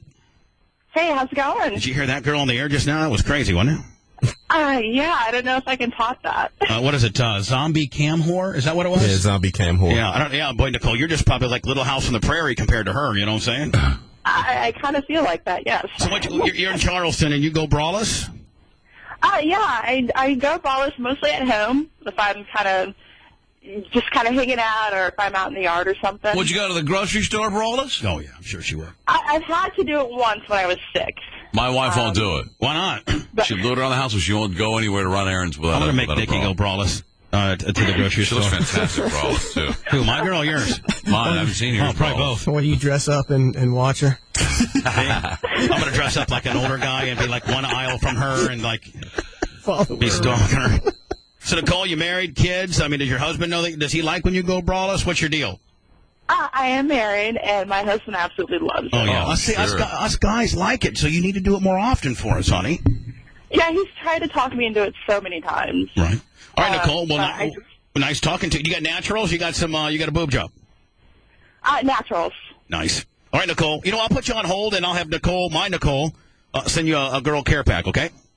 Sounds great. All right, thank you, honey. Stand by. Last call of the braless ladies. There's a lot of them out there. Sarah, nope, Sarah, I'm hello. Not one of them. You're not one of them? I am not. No. I also have a 19-year-old daughter. She does not go outside unless she has a bra. Man, you sound very militant. Manson, I think I got your wife on the phone. No. Berlin will not go braless over my dead body. I swear to God. She's a good mom. She raised her daughter to have respect for herself and not to roam around in such a manner. Right, because us guys are all horned up, and we'll just go crazy. I mean, it makes just that little thing makes us guys go crazy. It really does. I might have a problem. It is appropriate at home with your husband, not out with every Tom, Dick, and Harry looking at you. It's just so inappropriate. I got Ma Ingalls on the phone, ladies and gentlemen. No, it's not. Yeah. I see one of those dresses that, with a lacy, doily look at the front. All the way down to the ankles? Yeah, with a bonnet on. I love that look. She got a bonnet. Oh, my God. Classic. I love You're Catholic? Well, then you're fine. You're a woman. You're Catholic. You never got preyed upon, honey. You're fine. Are you real conservative? I mean, do you lost a lot of respect for themselves, and men have lost a lot of respect for themselves. Are you real conservative? Like you only have sex missionary position? That's it, and only for only to procreate? No, actually, canine is our favorite. Canine. When's the last time you went canine welly, baby? 2 days ago. 2 days ago. No, 2 afternoons ago. You had to lift up that to the ankle skirt all the way up to the deal in order to. I said it was short. And they involving a dog in there? Yeah, what the hell is canine? Ned, would you be quiet, Ned? All right, Sarah. You know what? Thank you so much for being so conservative. We're one of the less conservative shows out there, so you must have a sick side about yourself. I love arguing at the radio with you. Mm-hmm. You love to get real pissed off at me, don't you, honey? I do. I walk around and I say, I'm never going to listen to you again. And the next morning, the radio is on as I'm folding laundry, and I'm yelling at you. What do I do, or what do we collectively do as a show that tends to really get you pissed off? I'm Catholic. Oh, so like the Catholic altar boys and all that kind of deal? Yeah. How pissed does that make you, honestly? Not like we're making it up. Honestly, I turn you off. I say I'm never going to read you again or listen to you again. I go so far as to pull your shirt out of my closet. Ironically, when we tell the truth, it makes you want to turn the radio off. Let me throw it over to Manson, Sarah, okay, for his one little editorial. Go ahead, Manson. I said, ironically, when we tell the truth, it makes you want to turn the radio off. It's kind of bizarre. No, it's not so much the truth as it is not everyone is like that. Can you hold on one second? Not all Catholics are that way. Not all Catholics believe in that. Not all Catholics wanted to cover that. The rape of thousands of young boys. I like to play the piano and sing. Hold on, Sarah. About raping young boys. Let's go. So this sort of thing makes you just go. This pisses you off. I mean, like you threaten, like you. I had some fabulous nuns, and I was raised in a very nice. Well, Sarah, honey, you didn't see any of this nonsense. You were a girl. They didn't even care about you. Nuns aren't going to rape you. You didn't see any of it. None of my friends experienced your brother, though, on the other hand. Woo. Your brothers. None of my friends, none of my cousins. I'm just... So they say. They're few and far between, and they happened so long ago. Well, Sarah, I will tell you this. I'm gonna let you go on this one, honey. She's indoctrinated. If the Catholic Church, honey, would have not settled to the tune of billions of dollars if some of this stuff hadn't happened. Would you not agree to that? I agree. I know some of this happened, but I personally never saw it. In the 13 years of parochial school, I never saw any of this. Doesn't matter. Doesn't mean it didn't happen. Doesn't mean they didn't try to cover it up. I'm just saying, in my parish, with my priest and my nuns and my structure, none of this happened. That you know of. And she had sex doggy style a few nights ago. None of it happened. All right, honey. Good talking to you. And we really appreciate. We are. We're gonna move on, okay, honey? We're gonna move on. Here's a place. Maybe we've lost you forever now. We hide behind the altar. Manson, let's move on, okay? Let's move on.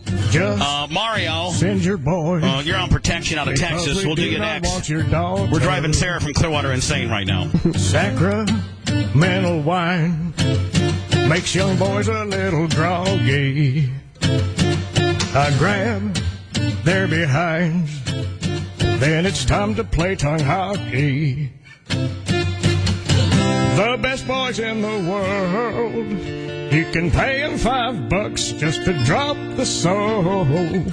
Once you have gained their trust, you can show them God's love. Oh, oh, oh. Catholic altar boys, they're unforgettable. Good church boys, afraid to say stop. Full tongue kiss earns you a brand new bicycle. Oh, oh, oh, oh. Catholic altar boys, they're so desirable. Big boy briefs, oh, that makes me hot. Check under my robe, you'll find a popsicle. Oh, oh, oh, oh. Sex on the pews, so hot I knocked over some Bibles.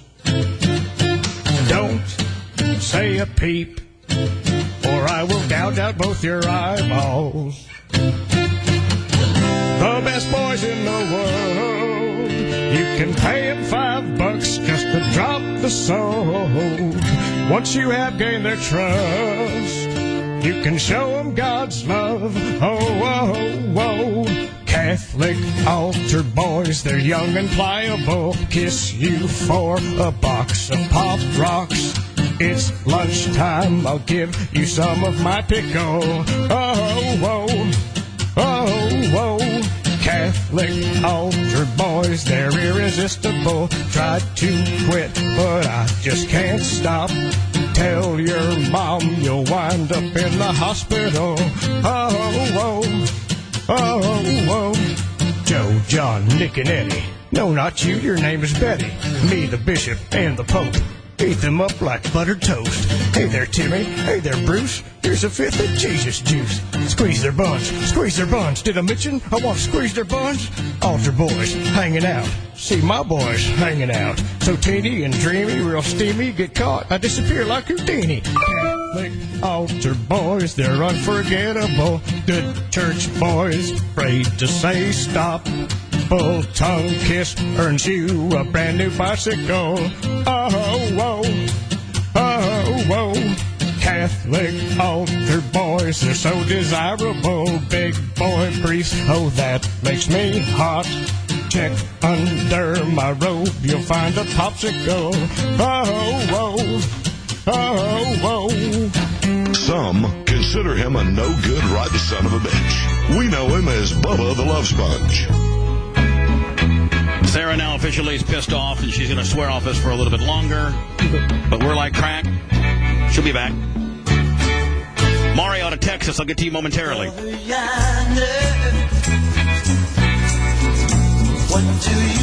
Mario from Texas needs protection. How you doing, Bubba? Hi, Mario. I got you on protection, buddy. How are you, kiddo? I'm doing all right. How about yourself? What's the little delay for? Not really sure. All right. So what's going on? What's going on, kiddo? I just wanted to shed some light on the whole financial domination, consensual blackmail, that sort of deal. Mm-hmm. I actually serve a miss here locally, and she does that sort of thing with me. So you have a girl there in Texas that you see. Now, do you do it? Yep. Do you do it Skype or do you do it in person? Well, we do it in person because she's actually been a longtime friend of about 17 years. All right, so are you married? No, I'm not. All right, and are you in? But I have seen someone. All right, so you're seeing somebody, and you're in a relationship, and you're seeing does the girl that you're seeing in a relationship with, does she know about this? I'm assuming no. Absolutely not. Right, and this friend of 17 years you're attracted to, how long have you been having sex with her? She and I do not have sex. Really? She just tells you how stupid you are and how much money you need to bring him? Absolutely. I mean, sex is never really a part of the equation at all. It's the desire, the want of something that is never attained, and it's always a little bit of teasing, a little bit of teasing, a little bit more teasing, but never the full deal. You can get that in a strip club. I get rewarded. Yeah, just go take $100 and go to a local strip joint. She'll give you blue ball wellies and tell you how cool you are. And then when your money runs out, she tells you to get the hell out. I guess I do that every weekend at the strip club. 25, you're in a financial domination. You just didn't know it. Tell us, sitting there like, damn, I got to pay that light bill, but I really want to tip this girl. Man. What kind of things will she say to you? No, but give some examples. She would some examples would be, she would ask me, she knows my billing schedule, she knows when I have to pay all my bills. And she says, instead of paying that bill, why don't you give me something and I'll give you something? It's not just, completely, irrational. It's not that I don't have the money to pay the bills. It's like, instead of doing that right now, do this and I'll sit on your face. But, buddy, don't say the last part. There's no payoff, buddy. Yeah, what's the payoff? What's the payoff? A lot of guys will do this shady stuff in order to have an orgasm, or Yeah. but I mean, there's no payoff, buddy. It's the That's rejection the that whole he deal. likes. I mean, first of all, the excitement of doing it while your girl doesn't know is exciting in and of itself. I mean, come on, everybody needs a little strange on the side. Yeah, strange is one thing. First of all, you shouldn't. But strange is mental strange. Yeah, strange is one thing. But giving a woman money, her telling you how pathetic and stupid you are, and not getting any booty. I mean, that's like triple patheticness, my friend. I don't even know if that's a word. Well, I mean, how can that turn you up. on? How can that turn you on? Like, how can you say, It's the rejection that he likes. Unless she call you up and say, how much money you got in your pocket, huh? I got $80. Oh, you piece of crap, $80. Yeah, but I got to pay my light bill. Yeah, screw your light bill. What do you want me to do? Power's going to get to you. Want your power turned off? Will that turn you on? No, well, power turned off? Kind of. I mean, how about you use your debit card for a pack of gum and it ends up costing you $35 extra because you don't have any money in there? Man, you're good at this. I was going to say, you've been doing this a lot? I mean, you pretty much rattled off some stuff that I wasn't even ready for. So, I mean, like, give me an example. Like, you call her up, or no, you'll say, listen, I want to come over to your place, or wherever the hell you guys meet, and then she says, how's it going? Like, what happens? How's it going? Well, here's how it goes. It goes real cloak and dagger sort of deal. She'll call me up. I never call her. That's not allowed. There are rules that we have to follow.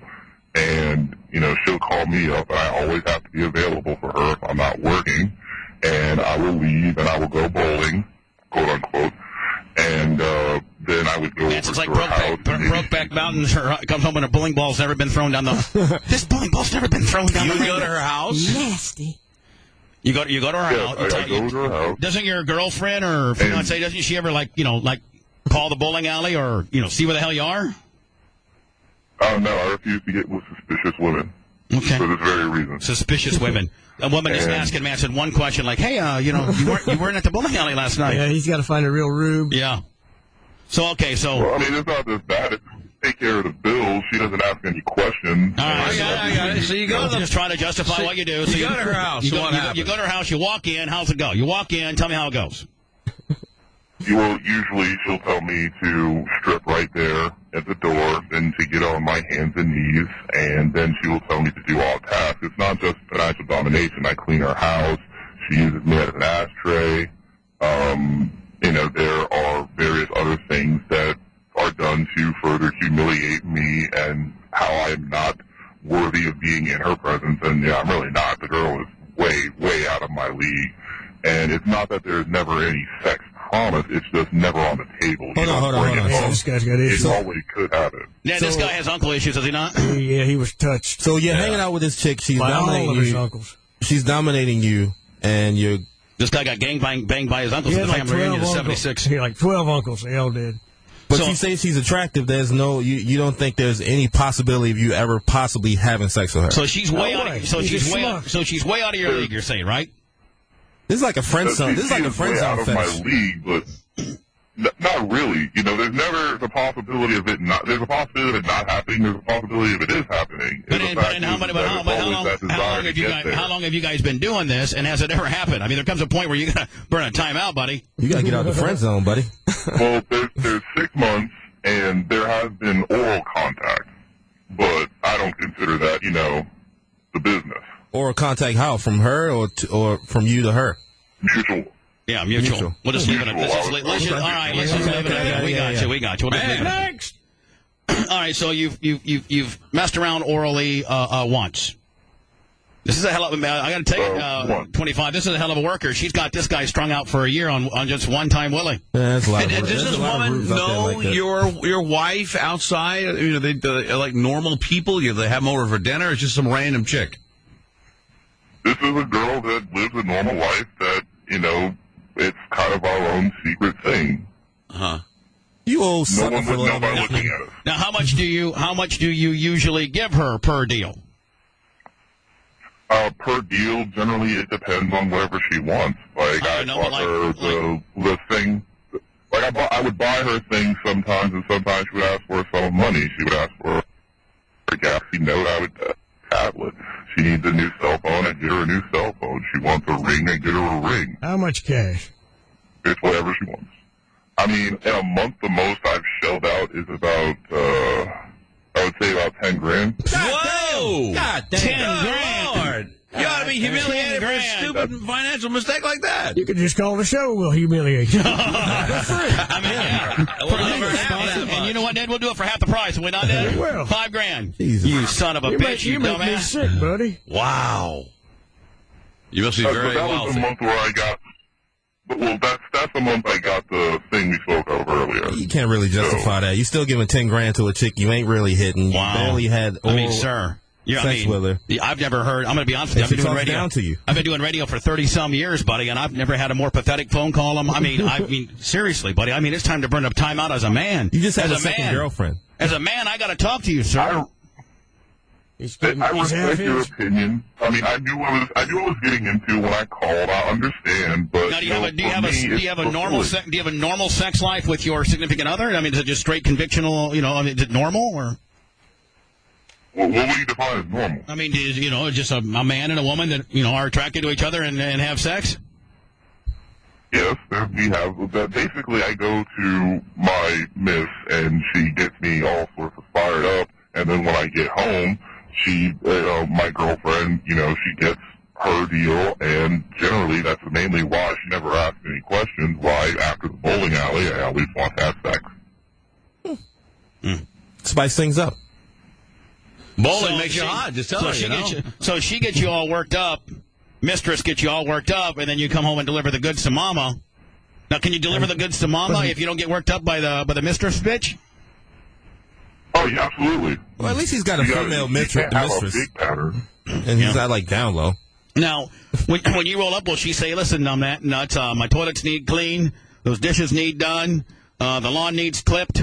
I mean, does she do all that? And and she's out there eating, smoking weed and eating bonbons while you're out there just slaving away. And if I wanted to have sex every time I came home from the bowling alley, Donna would follow my ass to that bowling alley like the second time. Thank you. Let's find out what's going on here. Thank you, Manson. He only wants to have sex on bowling. What's up with this bowling? It take about 2, maybe maximum 3 times, and she goes, "What the hell is up with this bowling deal? There's strippers up in here. Something's going on. Something's going on with the bowling deal." I mean, your girlfriend's a rude. Usually I do the floors on my hands and knees, generally with a toothbrush. I hand wash her dishes. I clean up her house. I spray everything down, dust. Maid bitch. About 2 days ago, sometimes she makes me wear a skirt, Look, I'll wear a wig and you can scrub my floors, buddy. And then he'll give you $5,000. And then you can get real close to oral on him, but not. Not quite. Just maybe next week. Yep, and then you get real close, then real close, and then you say, you know what, next week. I'm almost positive next week, or the week after. But I'm pretty sure next week. All right, Mario, man, I mean, you're just a regular dude. Let me ask you a question. What kind of job do you got that you can drop 10 G's on a bitch? Oh, I'm a VP over a golf course. And you can spend $10,000 on a woman that's calling you names, making you clean her house, wearing a skirt, and teasing you, basically. I mean, to each its own, buddy. I mean, safer than cocaine. Yeah, well, I don't know. Maybe not. But, hey, good luck to you. Thank you for listening to the show. Who am I to judge? Can't knock this man's hustle. I'm not knocking your hustle, buddy. I'm not knocking you. It's good work if you can get it, I guess. Whatever it may be. And God bless you. I appreciate it, man. God bless you for having a gig that you can drop 10 G's on a bitch, If I'm dropping 10 G's on a bitch, 25, I mean, it's going to be a freak. I mean, me and all the boys are getting laid. 10 G's on the chick? Yeah. I mean, me and all the boys. I'll be like, Shannon, I got this girl that I'm giving 10,000 to. I mean, you want some? Yeah. 25. How about you, kid? Ned? I'm in. Can I tape it? Cool. Let's get it going. You got to have thick skin when you call the show. I knew what I was getting into. I still got nothing but love for all of you. We got love for you, you weirdo. Because you're a pansy. Good seeing you. Right, you don't have to worry about. No, he really likes us because we're mean, and he likes people being mean. Yeah, for free. For free. God, we need more of this, guys, listeners. Sharon Osbourne admit that she had a ton of plastic surgery, but she's also had her vagina tightened. Like Ozzy would know. It's a bit loose. She did the Graham Norton show, which I don't. There's a guy named Graham Norton show. Well, I can't get my own show, but Graham Norton can get his own. Norton. It's a British show, but when the British TV host asked Norton which one hurt the most, she said she had a ton of plastic surgery, And which one hurt the most? She said, having my vagina tightened. It was excruciating. Ouch. They have to get, like, injections, don't they? No, what I think they do, and I don't know, it's called like a vagioplasty, and I think that they cut the labia. Ooh. They reduce the labia deal, and then, which, takes a little less real estate off the labia. And then, I think. Go on. Well, no. Keep going. I don't want you guys get crazy on the deal. Proceed. Why would she bother? I don't. Well, maybe do some Kegels for the lower. No, you could just tell Ozzy they had sex, and you think they did. You were marvelous. Maybe her and Ozzy ain't having sex. Maybe she's got like a little boy toy. Maybe she's got a little 35-year-old in the back. Yeah. Maybe she's part of a Mad Monkey production. And boy toys while in and out. Probably her Easy trainer. on the deal. Easy. Y'all got what's the guy's name? Roy? What's his name? Roy. Bring in Roy real fast. This is the newest intern here at the Bubba Radio Network. So, what do you got him on a wireless? Get some headphones. Yeah. Put him at the podium, right? Yeah, put him at the podium. Is Red on the podium? Yes, it is. Red's on the podium. Is this Roy? Hey, Roy. Looks like you just got out of bed. Or jail. Yeah. So, Roy, talking to the microphone there. Roy, what's your deal? How old are you, Roy? 32. 32. Am I keeping you from something, Roy? It looks like maybe you better be somewhere else. No, I'd rather be here. Were you in all night? You got to get right into the microphone. Yeah, you can take the mic out of that stand if you want. You can take it right out of the stand if you want to hold it like a rock star. There you go. Now, were you up late last night? You don't look so good. Look like you might have been on a bender last night. No, I went to bed about 10 o'clock. You're 32? Yes, sir. Are you in school? I graduated. I went to a technical school last year. I graduated, so I'm done with that. But I couldn't get a job in that field because I have a felony. So. Oh, whoa, hold on. Wait, you got a felony. What was the field? Yeah, well, hold on. Let's not worry about that. Let's worry about the felony. You got a felony? Yes, sir. You touch a kid? No, never. Right. You might pass. Now, what's your felony for? Don't lie. It was. Now, be honest, because we'll find out. Yeah, because I mean, your friends and your family, they've been known to call the request lines, and so a person can't lie. You know what I'm saying? You got to be honest, because we'll catch up to you eventually. Oh, it was. I was in a mall with a bunch of friends, and a bunch of us. Somebody was this last week, or when was this? No, it was about 5-6 years ago. Somebody stole a credit card, and I was with everybody, and everybody just racked up. Including you, let's be honest. Yeah. What'd you get? Everybody. You bought some Jordans? No. So hold on. Now. You ripped off a poor guy's credit card, and then all you punks decided to go out on a sprinting spree. Punks. And how much did you get? I mean, like, what did you actually get from the card? Punks. And don't downplay. Because I'll be able to find the charges on your deal. I have a credit card. Like 1,000. On you? For you? Yeah. Man. What'd you get? Just on you? Yeah. God damn. What'd you get? It was a gold chain, I think, and a watch. How can I trust you around here if you're ripping off? I got a lot of stuff in here. You know. We trust our people with our own debit cards from time to time. I mean, still got that gold chain? Credit cards. You gotta get some. 25 wants to know if you take $50 for that gold chain. No, you don't have it no more. No, I don't. I've changed. So have I. Yeah, I've totally changed. I used to hang out with the wrong people. Right. And so now, how much jail time did you do? I did 2 months, and I did 3 years probation. Right. How many times you violate? 0. 0. Now, are you on any drugs right now? No, sir. How about pills? Nope. You want some?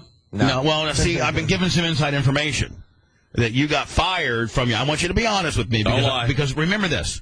I'm kind of like a cop. Well, I'm not like really a cop, but I'm just saying, like, I kind of sometimes know the answers before I ask them. Yeah. I like to play on unfair ground. I don't like to have a disadvantage.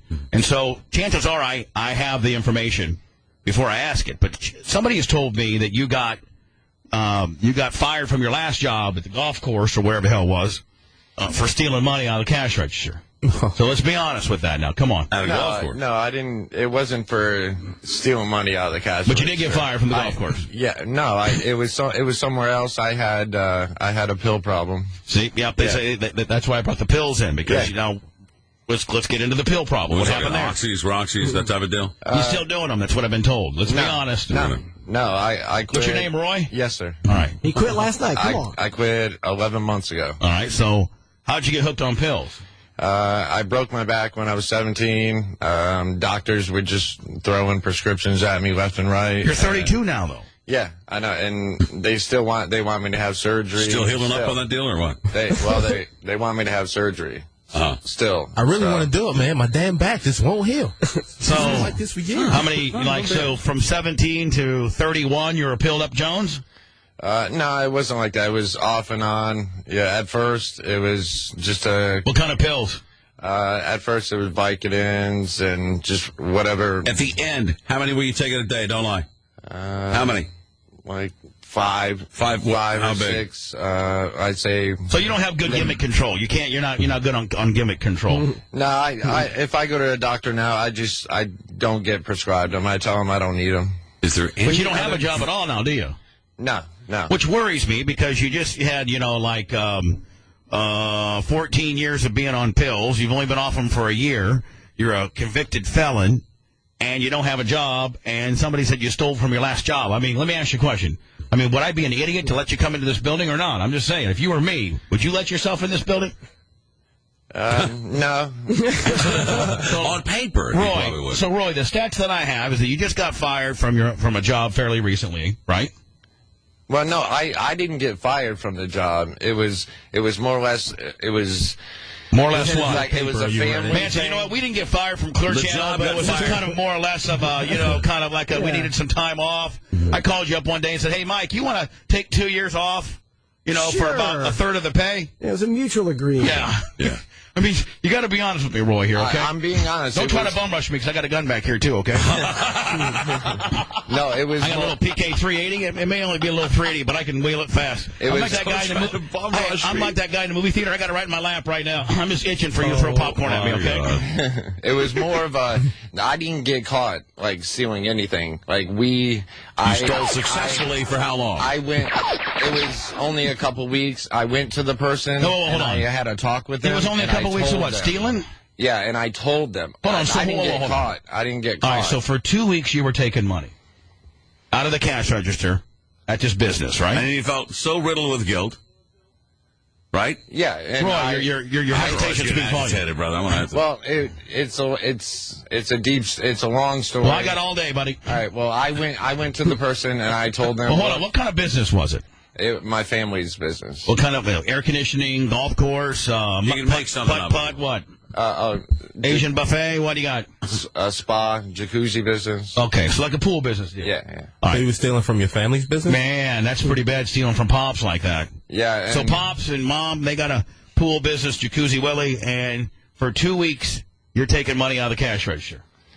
Well, it wasn't in there. I didn't grab it out of the register. You probably stole some pumps and sold them on the market or something. It was in the back by my mom's desk, and after I felt bad, I felt horrible because it wasn't 14 years. I mean, you must be a real dick if your family fired you. Usually your family would give you a second chance. Imagine if Trace had a problem and, for a couple weeks he would take stuff out of Tiger Lily, you might have a modern day meltdown, but, he wouldn't eventually be fired. I mean, you would unless you really eventually, if he kept doing it. No.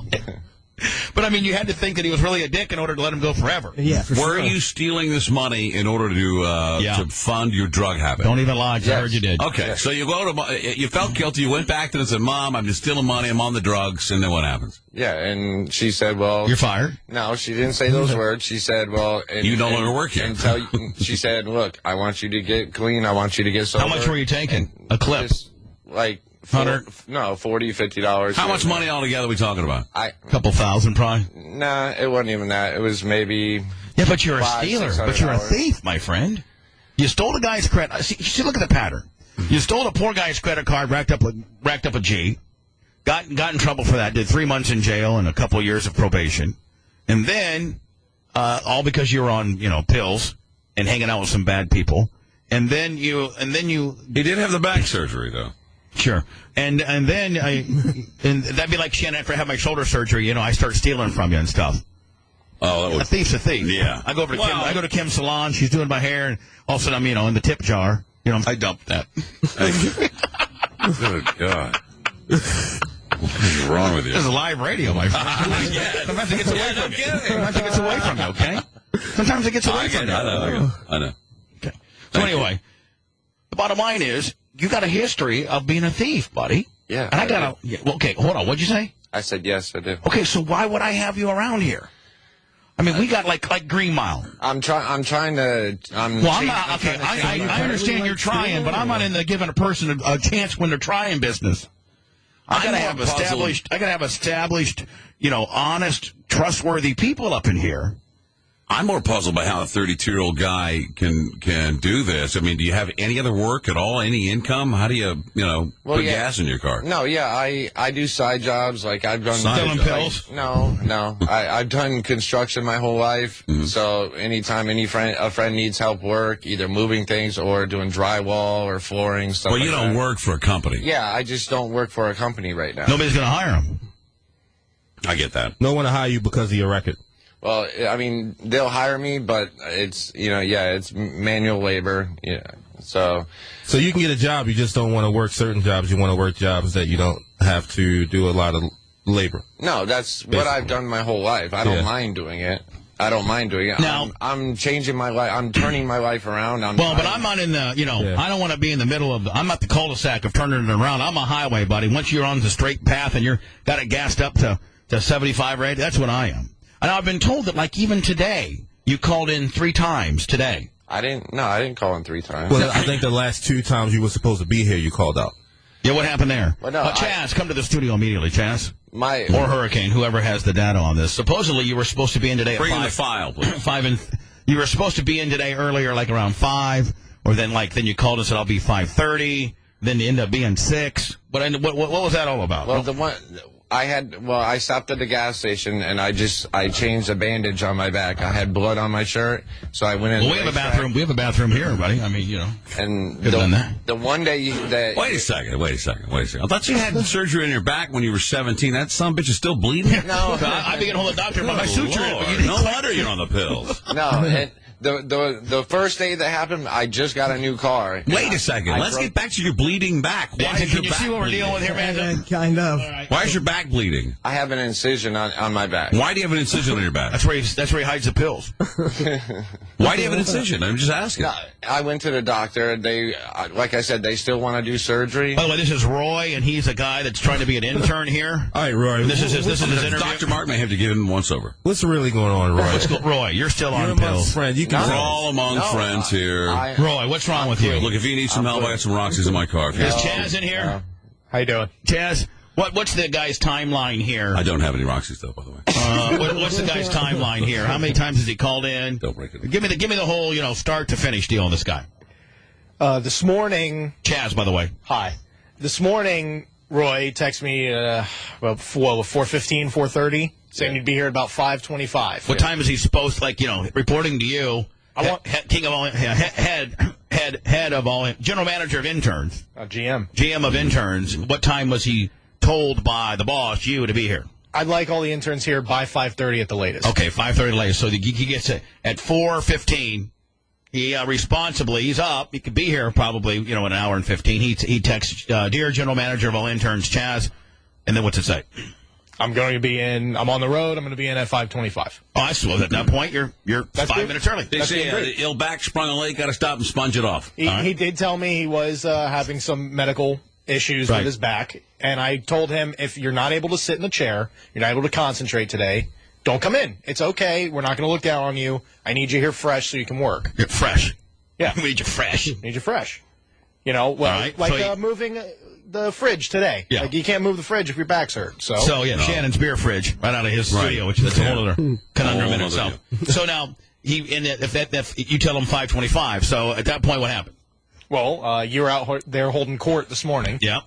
And he's nowhere to be found. And that's a really good time for interns to be seen doing work, is when boss is out and about. Yep. Which I try to stress. I was on the prowl today. You were? And I went and walked into your guys' place and sat down, and then I went tasted blood. He fired someone yesterday. Yep. Then I went down to the Radio IO studios, made sure it was clean, and it was. I don't like that pile of stuff next to the door. I'll handle that. I said, the beer machine's in here. I gave orders for the beer machine to be moved. And then I went to the green room and showed him where I wanted it. And, I did make a stop into your area. So continue on. So at 5:30, he's a no-show. Did he text and say he wasn't going to make it at 5:30? Well, I asked at about 5:45 if he was coming into work today. Oh, hold on. So after he told you at 4:15 that he'd be here at 5:25, at 5:45, he's not here yet. Right. With no text. Right. All right. So you reach out and said, hey, Roy, what's up? What's up? And what do you say? Still fixing my spring leak back deal. So you were in traffic, or you're on line ball. You were on the road. Yeah, he was on the road. He probably had to stop. He probably had to wake his dealer up. They're usually not usually this early and score some oxys. So you still have a back problem, but you're no longer on any type of pain medication. No. So Roy, from what happened? What time, Chaz? What time do you finally get here? Right when you took your first break, so like 6:03. Yeah. 6:03. So what happened, Roy, when that you miscalculated by 35 to 40 minutes? Well, the construction over on the expressway before line ball. Do we have another party boy, Ryan, that got pulled over for a potential DOI deal? No, I didn't get pulled over. I was First of all, Roy, at that hour there is construction, but you can usually breeze right through it. Manson comes through that monstrosity of 275 South through the city of Tampa every morning, right, Mike? Yeah, I never have a problem. And it's the worst. That's the bottleneck of all bottlenecks. And he, so basically, I miscalculated the time when I told him. But you were up at 4:15, so unless you were like in Ocala, you should have been able to make it here in time. I was. Where do you live? North of State Road 52. Yeah, it's about where Manson lives. Yeah. Yeah. Manson, what's about a 30 to 35. Okay, so let's call it 40. Okay? It's 40 minutes. And at 4:15, if you put 40 minutes onto 4:15, that's 5 conservatively. You're another hour and 5 from being here. So what did you do? Did you go back to bed? Did you masturbate? Or did you stop by your drug dealer? What did you do? Let's be. I'll track it down, kid. I promise you I will. I know. I stopped at racetrack. You did an hour and 5 minute back procedure? No, I stopped at racetrack. I got some bandages, and then I went across the street. They didn't have the right tape, so I went across the street to Walgreens and got some bandaging tape. Yeah. And after I did all that, it's not an hour and 5. It backtracked me probably 25, 30 minutes. Imagine then you got to tape something on your own back. It's got to be that. How do you do that? He's got light skinny. It's not long. Hey, only flag someone to pull him over. Will you tape this on my back? Listen, with my little T-Rex arms, it'd be hard for me to reach the bat on my back. But this guy, he's wiry. He can scratch anywhere. Roy, I don't believe you, man. Something's going on with you. Something's going on with you. Nothing's going on. Honesty works with me. It really does. And I'm being honest with you. I miscalculated time. I was closer. Brother, at 4:15. At 4:15. You're among friends here. All right? You say anything you want. Listen, one of us has been with a tranny. We don't care. That's how we are with each other. Not us. Bubba, I have heard rumors. I hope you're in a tracksuit. By the way, Roy, this ain't true, okay? Sometimes we just do stuff to be funny, okay? But it was so prominent that someone wrote a song about it. Back in the VIP. Well, the guy that buries me and everything. With his fist, you got by a tranny in Cincinnati. All right, Roy, so what happened? Listen. At 4:15, I was right near my house. I was right in Port Richey. That's where I was. So, wow. At 4:15, you're in Port Richey, okay? At 4:15, you're in Port Richey. I was leaving there. So, what were you doing in Port Richey, which is not by your house? By 52. What were you doing in Port Richey? That's near where I live. Okay, near where you live. Like I could. Why weren't you where you I live right by 52. With your girlfriend? I have a roommate. What, do you just get as close as you can get to home, call it a night, or what? No. No, I live near. Close enough. I live near 52, and on the way, I stopped at racetrack and then Walgreens, and it's only like 5 minutes away from my house. So where did you wake up this morning? At my house. Okay. And then when I texted Chaz, it was right before I got the racetrack. So by 4:15, and when I left my house at 4:15, we're pulling security video from that racetrack right now. Roy. Okay. Roy. You look a little worried. Roy. No. We got you, buddy. We got you dead on. We are like a bunch of pack of hyenas. We have just circled you, and we're just nipping at that carcass, and we got you. We got you. Something's going on, buddy. Because no matter where you are at 4:15, and with a 30-minute stop for your back caper, you should have been easily here. There's about a 30 or 45-minute window that you cannot attribute for. You can't. I got you, buddy. Just tell us. I'll listen to me. If you tell me the truth, I won't. I'll let you work here. If not, you're not going to work here. I'm just going to let's just be honest with you. No, hold on. I'm going to be honest with you. Okay. Before you open your mouth, Think about what you're going to say to me. Because here are the parameters. You're lying right now. I got you. We got you. You're lying. Now, if you continue to lie and stick by your story, you're not ever going to see the inside of this building again. I'm going to ask you to leave. If you tell the truth, we could possibly work with that and allow you to be an intern here. So I got you. So know that. You control your own destiny at this point. Whatever comes out of your mouth, now proceed. Go ahead. Okay. When I left my house and I texted him and I did stop at Racetrack and I stopped at Walgreens, I did turn back around and go all the way back to my house. For what? So it was my medication, but it's non-narcotic medication. Okay. hit it. Give it to me, guys. It's not pain medication. But we got you. Did we not? Yeah, you got Manson, me. We circled him, Manson. We broke him down. But I didn't stop at a drug dealer's house. Torture in here. Listen, you don't got to stop at a drug dealer's house to pick up drugs. I can run by anybody's house and pick up something I need, including my own. So you are still taking pills or? No, it's non-narcotic. What is it? It's naproxen. It's basically stronger than ibuprofen. It's something that you can't just go to Walgreens and get. So why did you lie about that? I didn't want to tell everyone that I basically went all the way back home to do that. For pills. You went back home for pills. Not. You're in so much pain that you could have not. So you were late by. You didn't even make it here when the show started.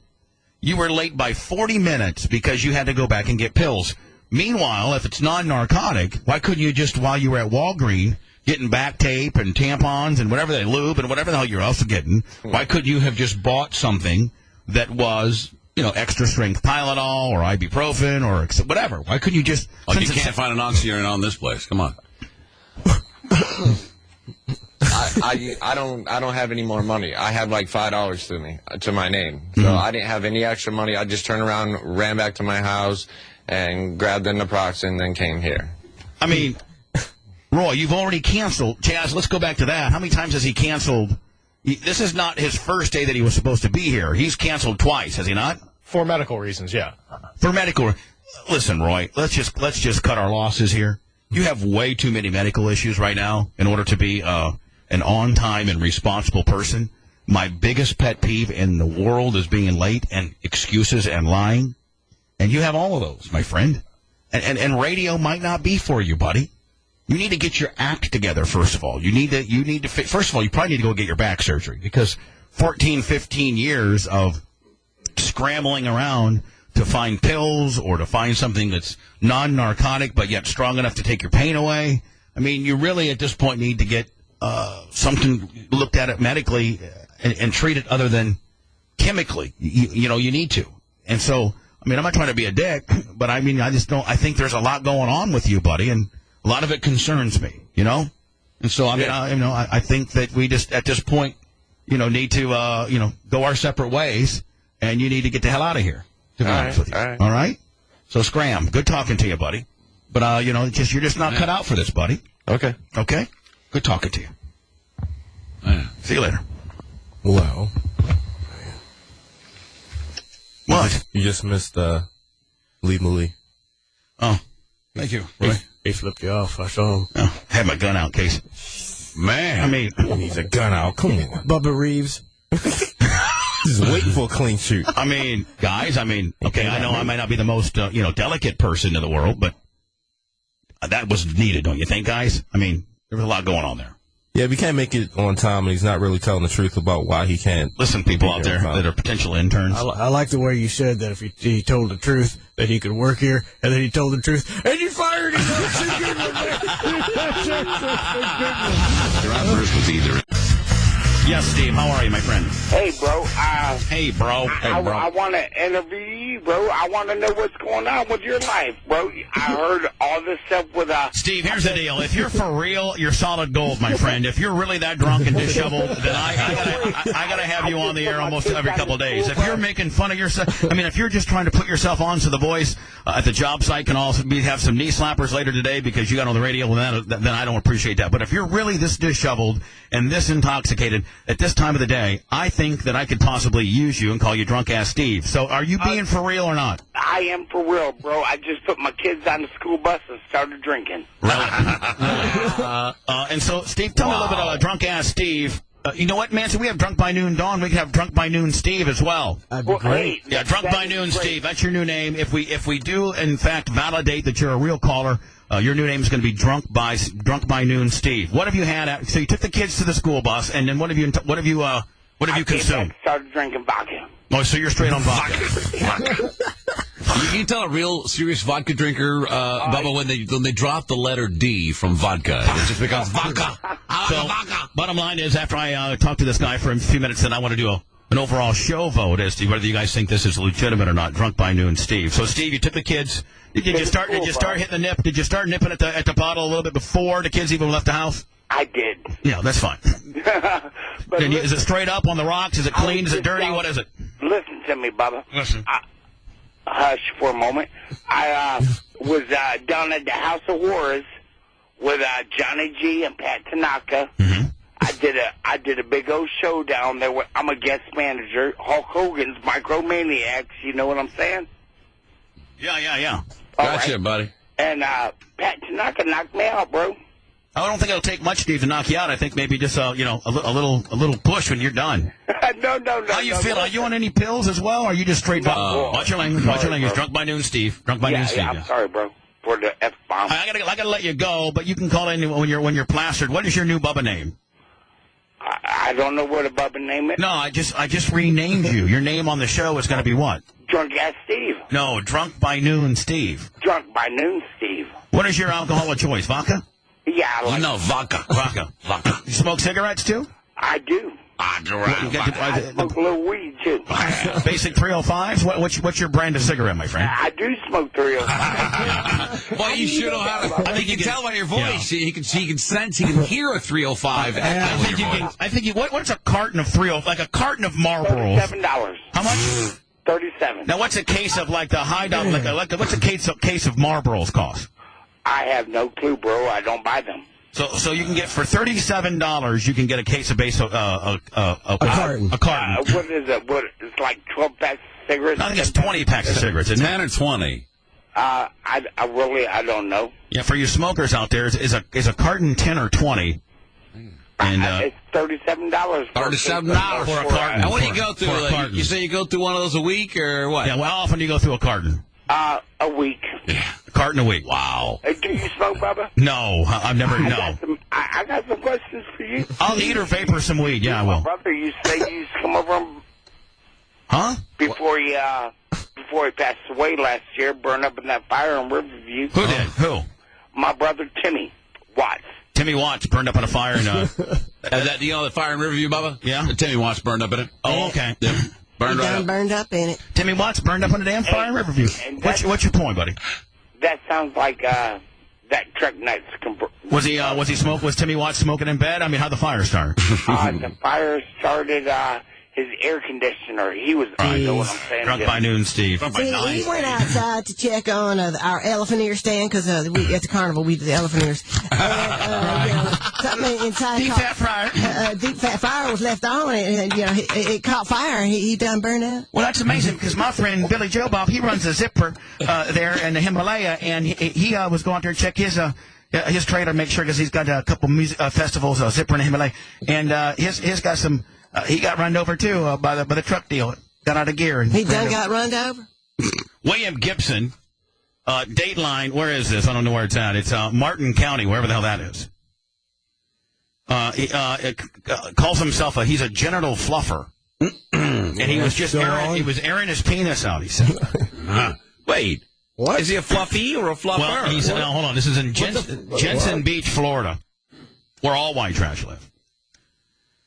William Gibson, age 50, allegedly exposed himself outside of the Goodwill store in Jensen, Florida, earlier this month, then claimed to the arresting authorities that he was only, quote-unquote, airing out his penis. Is he homeless? I don't know. The penis does require a different temperature than many of the other organs in the body. That's why it's located outside the body and not inside. Gibson allegedly first stuck his hand down his pants and smelled his fingers. Well, who doesn't go down for a freshness check every once in a while? If they need fluffing, that's how you know. Better fluff. You get better have these out. I mean, you give it a flyby NIF test, right? Yeah. I mean, even when you're with a girl, you give it a NIF test, right? They call that the stinkometer. He allegedly first stuck his hand down his pants and smelled his fingers before dropping his drawers. And according to a witness statement obtained by the newspaper, all of a sudden, Gibson then just pulled down the front of his underwear to expose his entire genitals, and he, quote-unquote, called it fluffing. His stinkometer was stuck on stink. He was charged with lewd and lascivious he was charged with lewd and lascivious exhibition in the presence of the elderly. Oh, come on. That shouldn't be even a big deal. Well, a lot of people get sex charges from that, too, though. People that are sex offenders have, exposed themselves to older people. Yeah, but elderly people, they got nothing going on. I mean, if they see a genital, that's the best thing that can happen to them all day long. It's a party for them at the time. This isn't the most outlandish excuse alleged flashers have given. In February, police officers said a man caught masturbating behind a convenience store told him that he was only exposed because his pants had shrunk, and they were 2 sizes too small. Had he had the right size pants on, his penis wouldn't have been hanging out. Obviously. And last year, that makes complete sense to me. Does that make sense to you? And last year. Last year, a man accused of masturbating in public decided to prove that he was really scratching his rash by whipping out his testicles to show a red rash to the cops. The craziest thing is that that particular excuse did work. So, Dad, if you can have an ongoing rash, which I do, maybe that's like a get out of jail free card. I didn't know that. I played all the other tricks. Now I got a new one in my bag. Yeah, you should actually go get a rash tattoo, like a tattoo of a rash, like on your like in that area, and then you could always say, "Listen, Your Honor, they're not going to really." If you keep enough hair around that tattoo. Look, I'm not a poser, man. I'm going for the real rash. I'm proud of it. Yeah, man. So you don't need to fake. You better get into some stank where you got the real rash and just hold that around all day. Yeah, that's what you'd rather have. I usually have one. You usually have a rash or so? Oh, yeah. Maybe some weird sensitive skin. Forrest Wayne is in the custody of police in Thailand after a clerk in a health food store there thought he was acting suspicious and put his name in an internet search engine. That's when the clerk found out Wayne was wanted on charges of aggravated sexual assault of a child back here in the U.S. He's accused of having sex with a 13-year-old girl he met and befriended at Westside Tennis Club in July. Now he's in Thailand now? Is he in Thailand now? I think he said he is. Yeah. God, all the shadiness happens in Thailand, does it not? I mean, the 41-year-old worked as a trainer there. Investigators say he took the girl. What's a lady boy? Tranny. Is that what a lady boy is? Yeah, just over there. They're just really, They call them lady boys? Well, because a lot of them look like women. I mean, a lot of them are models and stuff. Well, lady boys? Yeah. To the Memorial Inn on the Katy Freeway several times over the next 3 months, renting a room and having sex with her. No word tonight on when Wayne will be extradited back to Houston to face those felony charges. We're live in the newsroom tonight. Andy Sirota, KPRC Local 2. Yeah. He's should do a BRN Ladyboy show. What does that mean? Like a little talent show with Ladyboys. I'd do that. Right here on the stage. Oh, that'd be nice, I think. I mean, not that I'm into trainers or nothing like that. I'm just saying. I mean, it's good content. I know. That you can clear up for me. Jim, hurry up. When you were on EBN in Cincinnati, I heard you had sex with a tranny. This guy said that you were wearing a tracksuit, and this transvestite gave you a little kiss. Then you disappeared back in the VIP, and he feverishly with his fist. You got by a tranny in Cincinnati. I think a ladyboy, but 25. We got to call it a ladyboy contest. It's the Bubba Army ladyboy contest. It sounds so far more, I don't know, shady when it's called a ladyboy. They got to be real ladyboys though. Hello, Bubba. I got you on protection, Joe. Hello. Good morning. Short-time listeners since you moved to Ocala. All right. I was calling because I was taking Respinol for like 2 years because of I'm disabled with ADHD, attention deficit, manic depressive schizophrenia. Right. So yeah, all that deal. Mm-hmm. Right. And they gave me boobs for like. They started showing up, and I think when you take a bonus, buddy. I don't need to pick up sticks at the bar anymore. Don't look, Ned said, "Don't look a gift horse in the mouth." So. Now you just need a third hand. Yeah. So hold on. You're diagnosed as ADHD, psycho, crazy, yippee-yo. Yeah. And they put you on some kind of medicine, and now you got man boobs. What do you got, like a C cup? What are we talking? It's like bigger than my sister's. All right, so what's your deal? What do you? I was trying to notify the people of Ocala that take it because there's people in Ocala that go to the centers that are put on these meds, and I think they should notify you as a side effect. Listen to me. I don't want to call out any particular centers that might be actually doing good things for good people, and they just happen to get some weirdo here. No, I don't mean it like that. I'm just saying to people that... Well, it'd be easier for you to tell me the type of medication that you're on. It would be, man, would you not agree than to call out a particular center? Just say what it is. What are you on? I mean, I don't care about, I really should care about Big Farm suing me. That's how flawed I am on my thinking. But I would rather do that than call out some mom and pop center that probably help people. That probably did, try to help you, and you're just unhelpable. So what drug in particular do you say gave you man boobs? The Restorol. It's $1 billion lawsuit they're bringing against. Isn't that for restless legs? Isn't that for restless leg syndrome? No, it's for schizophrenia. It's Restorol, and I was taking Restorol constant. They took me off the pill and put me on the shot every 2 weeks. So are you still on it? I know. Once I saw the new psychiatrist, they were like, and I showed him what they look like. He was like, "Yeah, that's connaskia. That's a side effect of the meds." And I just talked to a lawyer to sue these people because they said the only way to get rid of it is breast reduction. You need man boob reduction now, Bubba. Well, you need to wait till Dr. Diaco comes in a couple weeks, and we can get you fixed up to get those man boobs whittled right down to zero, my friend. Become a male webcam whore. That's a good site, buddy. Yeah, what cup size are you? Let me hand you over to my clinical psychologist, whatever the hell he is, Nedley Mandico. Ned, what do you suggest this guy should do? Well, the only obvious solution is to become a male webcam whore.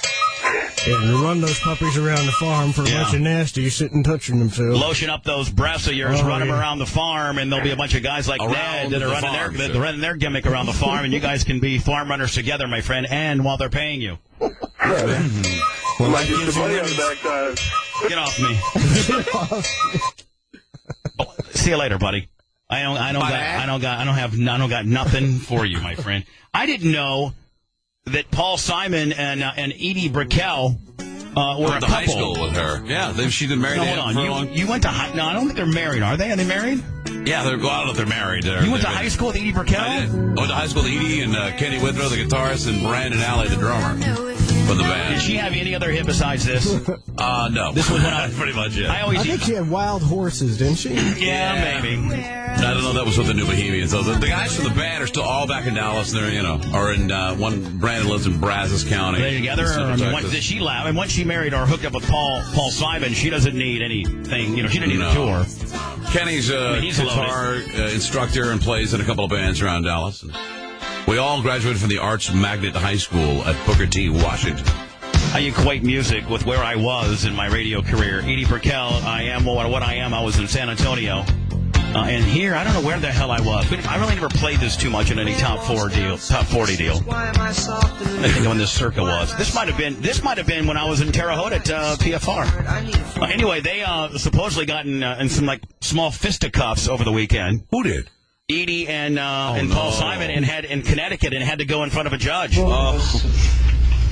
Are fine together.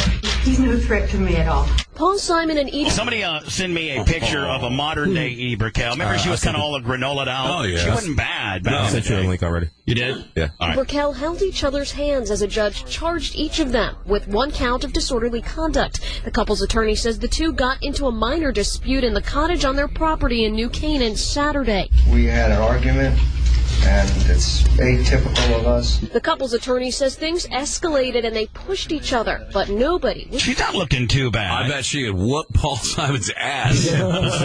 Yeah. Oh yeah, I bet you she could. She's even I mean, she's more of a man than he is. I bet you she's wearing an apparatus and bringing it home. Ned, would you think that if, or at least in your sick little mind, you got to have her wearing the hardware, giving him the business in a full peg deal, don't you think? That's obvious. Seriously hurt. The incident that happened, on a scale of 1 to 10, it was a 1. Yeah, sure it was, buddy. It was nothing. He says at one point Simon tried to walk out. But Edie dominated him. Yanked his ass right back in the house. Yeah, he's 5'3". Oh, he is? Yeah. 5'3". That's generous. Yeah. Cal is from Texas. She likes to have things direct. Edie Brickell is from Texas. Yeah. She likes to have things direct. Which means she's a lot tougher than dumbass Paul Simon. She's a Texas gal, and she knows her way around fighting a little bit, and she whipped his ass. And Paul didn't want to particularly talk about it. The attorney didn't want to talk about it. He says the couple's teenage children were home at the time, as was Brickell's mother, who called police. The couple left the fight in front of the kids. Way to go, Mom. Not too wide, almost white trash. Courthouse separately, but Simon says they're spending the rest of the afternoon together as a family. Edie and I are fine. We're going to see our son's ball game this afternoon. Yeah, Now, Family Services did recommend a protective order for the couple, but the judge said he didn't feel a need to issue one of those. The couple is due back in court here on May 16th. Whatever. I thought it was going to be a lot more sensational than that. Dateline, Michigan. Shaq and Waka Flocka flame a mock disabled man's selfie. Did you see that? I didn't see that. Did you guys see that? We all, to some degree, know what it... What's that? Waka Flocka Flame. Is that his name? Yeah, Waka Flocka Flame. Waka Flocka Flame. Waka Flocka feels like to be different, but Jamel Binion knows that feeling. You know what? My boy Wagsy just said we need to get that song on YouTube ASAP. You know what I'm saying, 25? Yeah. We need to get it on... Not that the virtual dollars are going to make us rich.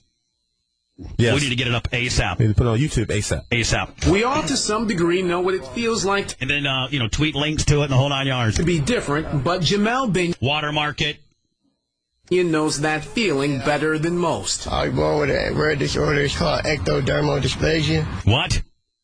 I have we can't get this guy as a co-host fast enough. Dad, we can't get this guy wheeled up in here and be your assistant fast enough.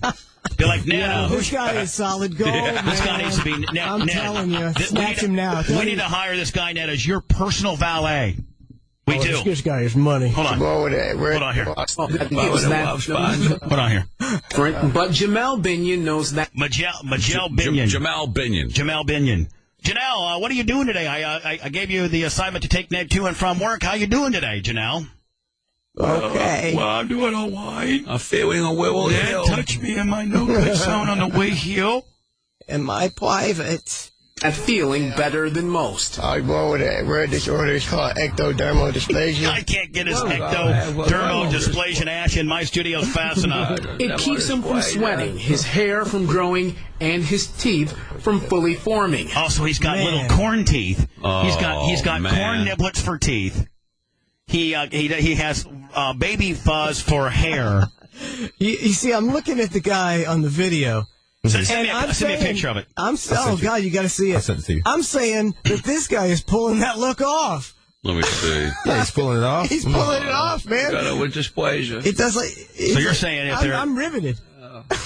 This guy needs to have. Yes. He's pulling that off. This guy needs to have. He's got a big like a 5 head on him.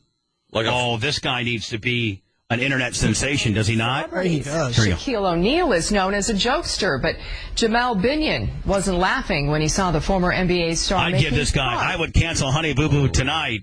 Oh, this guy's getting snatched up quick. And give Jamel Binion his own show now. Of his appearance on Instagram. Fox 2's Randy Wembley with you should see this guy. Hardly any of us think twice when we post a selfie on Facebook. Oh, I do. I try to see how many chins are kicking, how fat I look. And neither did Jamel Binion. I mean, this guy's got to have some pretty good moxie to be able to know what he looks like and then try to put a little selfie deal, right? You gotta most people are swagger, man. Yeah. So most people are very self-conscious about what you put up as a selfie. Not this guy. Once he did, he became. He is a baller. Oh my! Came the butt of jokes, and because the picture was everybody was making fun of him, including Shaq and Wiz Khalifa, or the hell, Flock of Flame, or whatever. Thousands of people were laughing. We all, to some degree, know what it feels like to be different, but Jamel Binion knows that feeling better than most. I was born with a rare disorder. It's called ectodermal dysplasia. You're straight money. He looks like an alien. Now, the thing is that he's got this big old Martian head. The thing is that on that photo, obviously they're making fun of him because he's trying to pull off like a hard look. Who is that? That is a hard look. I wouldn't fight that guy. If I had Shaquille O'Neal or him, I'd be like, man, I don't know who I want to fight. His hair. This guy looks like he's from a different planet, does he not? He's got this big old head. He's got fangs. Growing. Yeah. He's got fangs. He does. I'd be like, Shaq, you're big and all, but this guy's got fangs with a big old Martian head on him. His teeth from fully forming. Like, I've been getting kids since I was like yay tall. People are laughing. He's got this head on him. Looks like a frontosa. He's got a frontosa. Is there even such a thing? He's got it's a fish. I know. It's a cichlid fish with a giant forehead. But a lifetime of bullying could not prepare Jamel for this. People was coming to me. They was telling me, like, I'll make this guy the mayor of Detroit. Is that him on the right in the picture with you? The caption, smile today. The unflattering pic on the Shaquille O'Neal Instagram account earned more than 14,000 likes and more than 400. He looks mean. Shaquille will roll in there, buy this kid a car, and smooth I was over. kind of hurt. Shaquille should make this guy his valet. Manson, I want to see Shaquille. This guy's getting paid. I want this guy. I want this guy on the next time Shaquille O'Neal. I want this guy to be Shaquille O'Neal's chauffeur and dress up like a butler, and he comes waddling out of the car and see this guy's bad luck is he happened at the same time that this Sterling BS is happening. Because this guy might get lost in the shuffle, and we could snatch him up. I think this guy should own the Clippers. I look up to him. I watched Shaq play basketball his whole season, so I'm like, listen, buddy. You keep playing that victim card because you're about to get paid, whether you're going to be on TV or somebody is going to make this right by you, because you look like a freak. Why he making fun of me when he's supposed to be this? I'm not making fun of you, buddy. I want to give you some opportunities to become a star. I want you to be on my show. Oh, my. And on a social media account with former U of M standout Trey Burke's name on it, more of the same. He and Shaq weren't the only ones who seemed to score laughs at Jamel's expense. Atlanta rapper Waka Flocka Flame appears to join in too. Now, see, if I'm Waka Flocka Flame, you know how Kid Rock 25 had that little Joe? Yeah. The little white guy? Yep. I think that Waka Flocka Flow or one of these guys should develop, should take this guy in to be his little MC deal. You know what I'm saying? Yeah, I know what you mean. Hype man, if you will. Hype. What did they say? What did they tweet? They pictures of themselves making goofy faces like them, mocking him. Yeah, he's mocking his photo. And they didn't say anything? Just a mocking. Yeah. But the thing is that big deal. These celebrities, they have these Instagram accounts, and they go on, they see different people's accounts, and they make fun of them. They pose like these people, and that's how a lot of these photos get. Well, this guy's ripping around. This guy should actually be thankful for this, because this is going to equate him walking around with frontosia or whatever Shannon called it is going to get him nothing. But Shaq and Waka Flocka putting this guy over. Now everybody's doing TV interviews. You don't think that there's some cynical entertainment guy out there, Manson, that thinks like we do and said I can make this guy a star? Of course there is. Waka Flocka, he said, this is my #1 shooter. And he had his on Instagram, and it was probably I want him to be my new Tom the Tree Man. Yep. 10,000 likes and 5,000 comments. Despite the online abuse, Jamel is looking up. I got a mind view, I can't let it get to me, because then I get hurt and depressed. So I just keep my mind high and positive. Yeah, and he wants to turn the mean spirit. Keyword, high. Dad, I heard you like to keep your mind high and positive. Is that true? Just high. Usually not very positive. Into an anti-bullying movement. No, listen, don't turn it into an anti-bully movement. That's too easy.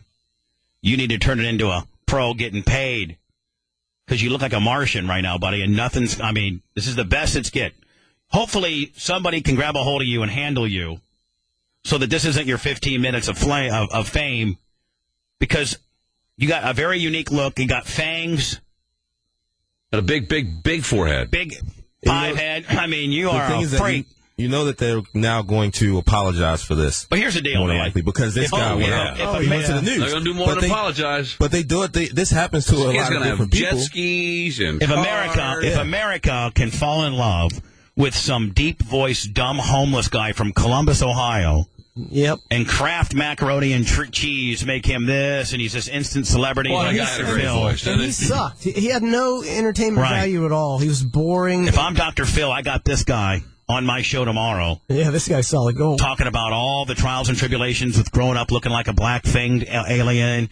And then, Manson, if I'm Dr. Phil, I have Shaq in the green room and comes out and, gives the guy a big hug.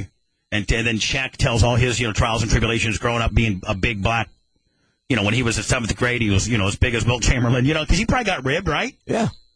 Oh, that's what you do. And then you make this guy a star.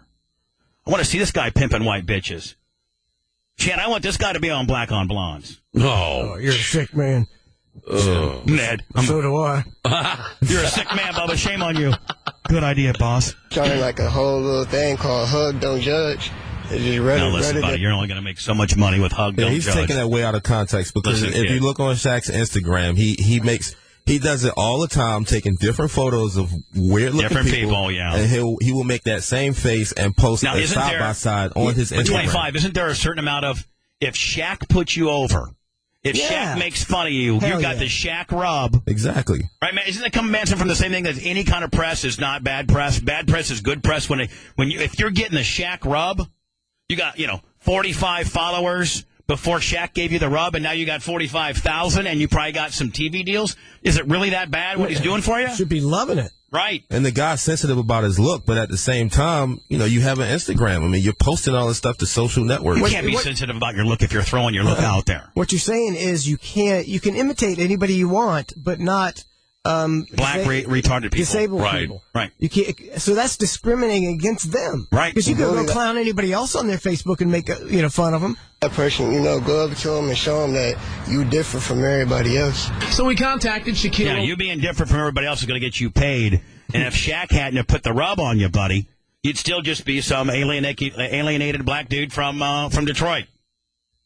That's it. News channels. Neil via Twitter to find out if he or fans posted the picture. We also contacted the Utah Jazz, the team Trey Burke plays for, and Waka Flocka Flame's record label. Waka Flocka. No one responded. Randy, you watch, man. Shaq is so smart that Manson, one of Shaq's kick-ass handlers, is going to say, Shaq, we can turn this around. You're just going to have... Because people love Shaq. Oh, people love Shaq. Well, he's not the kind of guy that can go around and take hits like that for the sake of comedy. We can.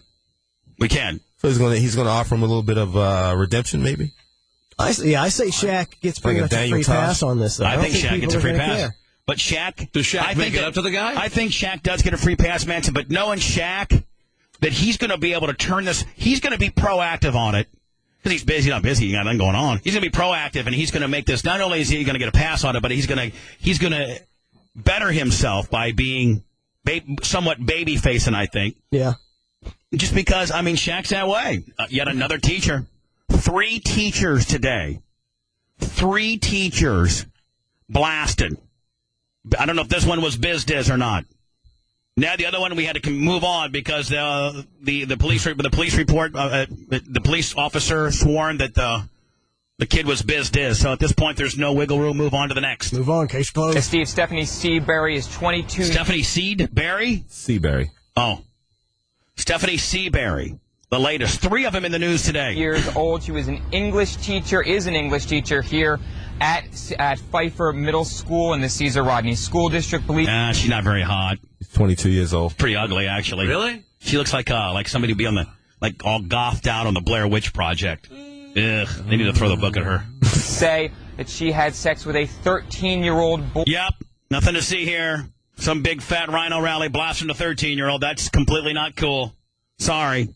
You're not hot, and he's not of, if he's 15, 16, and you're hot, I can maybe look the other way. Boy who was in her... We're not saying that it's right, and yes, it is very hypocritical, but that's the way our whole show is based on us being hypocritical. That's what you love about us. That's got to be such a huge blow to the self-esteem of men her age. She'd rather have sex with a 13-year-old. Especially if you're married, She's 22 years old. Yeah. Having sex with a 13-year-old Seabury turned herself in this morning to pedophilia. Dover police. She was arraigned on a charge of sexual abuse of a child by a person in a position of trust. Police say Seabury and the student met numerous times at a predetermined location and then went to her apartment. Detectives believe the two had sex there in late February. Police say they learned of an inappropriate relationship in mid-March. We were able to find out that the teacher as well. I'm going to be honest with you. My kid is going to be as a year removed from this kid's age. Wow. And I beat his ass if this happened. I'd be so mad at him right now. Really? I know it's very instinctual.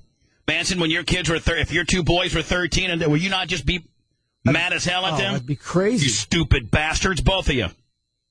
As a student, were exchanging explicit text You go in your room and look at porn and touch yourself all you want, but you know what you've done to us now? You little son of a bitch. Like beating them up right now. messages as well as photographs between each other throughout the month of February. Shannon, I mean, how would you feel if your 13-year-old boy had done something like this? Would you be mad at him? I'd be I would just, be a I don't know little if I'd whip his ass, but I mean. But you look at a woman that really is in a position of trust. That's why that law is there. But she knows. It's enhanced because she's, and they talk the little kid into it. Her attorney says Seabury maintains Gene Lasker in the background. her innocence and all this. She has a preliminary hearing for Friday.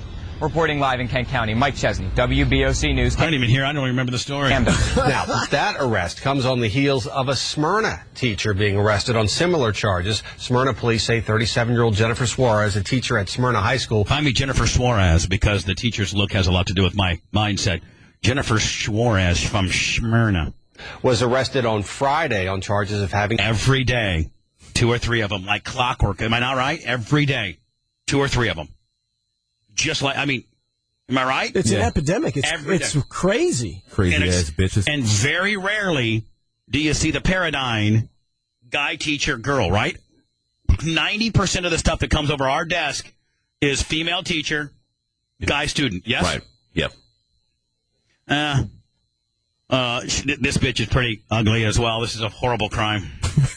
Sex with a 17-year-old student. Police say it was school staff who brought the allegations to their attention. No, very much. And finally, before I let you go today, Florida man arrested for driving down Interstate 995 while masturbating. St. Lucie, Florida.